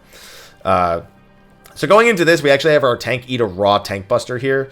So Cact Guard or an Addle help a lot. Magic Hammer as well. So bear that in mind here because we need them to Diamondback this Punishing Heat plus another tank buster, and it's just way easier on the MP budget to do it this way. So you need another cleave there. And then we're going to go into Temporal Stasis 2. A lot like some Temporal Stasis 1, you kind of need people to be quick to the adjustment to see if they have far tethers, near tethers, who has shared sentence. There's 2 defamations to spread as well. And we just had to communicate it real quick. But if you've done the normal version of A12, once you get used to those tethers, it really doesn't feel that much different doing it on Blue Mage. And if you can Mighty Guard it, again, it helps a lot here. This one's going to be Anomaly plus Radiant. Whichever Sacrament you didn't get first is the Sacrament you'll get the second time. Radiant's the easier one because everyone's in the center, everyone's in Gobskin range, everyone's in White Wind range, and you really shouldn't have any deaths, especially if you Addle or Magic Hammer the boss. Another raw tank buster here, an instant one. Follow 3,000 health, followed by another Diamondbacked Punishing Heat into another cleave. Now that's a big hurdle, but the next hurdle is a pretty big one as well, and that's going to be the time gates. Now for the time gates, we assign one of our tank mimicries, one of our healer mimicries, and 2 of our DPS mimicries to their respective time gates. This is how you would do it normally, but as a Blue Mage, the way you have to approach these is a little bit different because you're not as durable. You know, you don't have any OGCD heals, you don't have that much shielding. This is probably the one fight where I might recommend both healers bringing Gobskin, either A, because people can be out of range of each other, or B, so they both have it. They both have access to it regardless of whether they're in or out of the time gate because it can be very useful for those scenarios. But that being said, our other healer did not have it. They did it fine. They just had to, they Song of Tormented, and they just focused on staying alive. Magic Hammer, Addle, whatever you need to do in there. It's just, and then the tank inside the time gate just needs to get Diamondback spamming. They need to have a large MP budget and need to be Diamondbacking at specific times, but unfortunately, I don't have a POV of how they're doing in there. And out here, we essentially can't Diamondback at all. So I have to spend a lot of GCDs actually healing the tank, making sure everyone's gobskinned, and us doing all the mechanics properly. We're dropping these Inception Crystals in the normal spots for A12. There's not really much to cheese here. I White Wind, I Gobskin, and I just make sure that the tank stays alive, because he has to move the boss, he has to be able to move for the Inception Crystals, and it's a bit of a pain. Now, luckily, that split damage AoE is actually probably the scariest part of the whole phase. I just need to make sure whoever's taking this crystal is actually topped and maybe has a shield as well. Then it's either a Sacrament or a Radiant Sacrament. No biggie here. And about this time, everyone inside should have resolved the mechanic for the time gates. If they have not, then you're probably on your way back to the start of the fight. And then this is the only part that we Diamondback here, is there's a Punishing Heat on the main tank. So if they get the Inception Crystal here, it's kind of annoying, because then they need to quickly move and then Diamondback, and then they need to come out of the Diamondback and move again in case they get the 4th Inception Crystal. So that could be the only part that's a little weird, but luckily only myself and the tank actually ever got it. And I got it on the 2nd and 4th one, so it worked out really well. So with those 4 Inception Crystals, we're now going to actually do the Inception mechanic here in a second. And this is just like normal. There's not really too much that needs to be adjusted to here. The first Inception is very easy. Everyone just needs to, get away from the location and not be directly in front of it. Make sure to take the fall-off damage reduced all the way out here. And then everyone sprints in for the Radiant Sacrament. And there's not really too much to say about that. The second one, on the other hand, requires a little bit of finesse. There's another Diamondback Punishing Heat. There's Gravitational Anomaly, which has a split damage AoE too. With everyone in the center, the split damage AoE is pathetic. You don't need to Diamondback cheese it or anything. No reason to lose the DPS, which you're very much needing because you're trying to skip a specific mechanic here in Alexander Prime. So the only thing here that gets kind of iffy is the number of people who gets which mechanic. So normally these tethers all target specific roles, much like during the temporal stasis, but that's not the case here. So you can have, far tethers on people who don't normally have far tethers here. So communicating which direction each far tether is going so that they're on opposite sides of the room is probably the most important thing here. We assign a side for our shared sentence and our near tethers to go to. We assign a side for our defamation, so they always know where they need to go. But if we have far tethers, for the 2 people with the far tethers, they need to quickly communicate which one's going left and which one's going right. Because outside of maybe another character ID prediction method, there's not a set way to go about doing it. You can see we actually do lose 2 people here. I think somebody gets hit by something they're not supposed to. The partner dies on the other side. I think they get hit by something. I'm trying to figure out what it is that actually kills them. Because if only one of them died, then it's not what I think it was. I think it might have actually been the Sacrament even. If not the... Oh, yeah. No, it couldn't be the defamation because the other person survives the defamation. So yeah, I'm not 100% sure it actually ends up killing them there. It looks like it's the defamation, but I don't feel like that's... I don't feel like that's correct. No, it is. The defamation kills them, and then they take damage from their own tether. So yeah, that's really weird. I mean, we just lost someone there. I don't really know what else to say about that, because that's literally what kills them.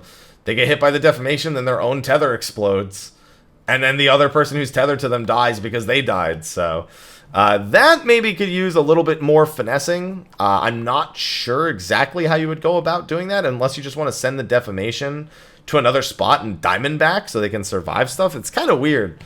Yeah, it's a weird set of mechanics that I don't remember the original way of doing it. Now I'm just like questioning the original way I remember doing it, and it can't be memory accurate. Although then again, no, something else has to go wrong. Now I'm completely off the rails of this video. Something else has to go wrong there, because my partner would have killed me if that was what went wrong. Because my partner's on the other side of the arena with the def... Yeah, no, I'm just remembering stuff wrong. My partner's literally on the other side of the room doing the same thing. So, It can't be the case, and I don't think he only lives because of Mighty... Actually, he might have only lived because of Mighty Guard. He only lived with 8.7k health, and he's the tank, so... maybe if you're a far tether and you're going with the deformation, maybe Mighty Guard there. That would probably be a nice bit of advice as well. Just toggle it on real quick and then toggle it off right as Inception finishes casting. That's a good little bit of advice for that part right there. Going in, the Radiant Sacrament. This is just a repeat of the tank busters with the gravitational anomalies, punishing heat, tank buster, gravitational anomaly, center of the room. And this is the final little push. Now, at this point, you really want Alexander to be 20% or lower because you are going to be trying to skip the second set of Sacrament puddles. So after Summon Alexander comes out, both tanks should probably enter Mighty Guard. And both tanks get ready to be the only people who have to do anything. So normally you have to go through this whole like priority system for these Sacrament puddles, and it's a big pain in the ass. You don't have to do that here. Both tanks eat the first explosion from the Sacrament puddles and then diamond back the other 2 explosions while everybody else bursts down the boss. You maybe have each healer help heal one of the tanks, since you know they probably are still going to take a lot of damage to their diamond backs, just so they stay healthy. And then everyone else splits the damage of this in the center of the room.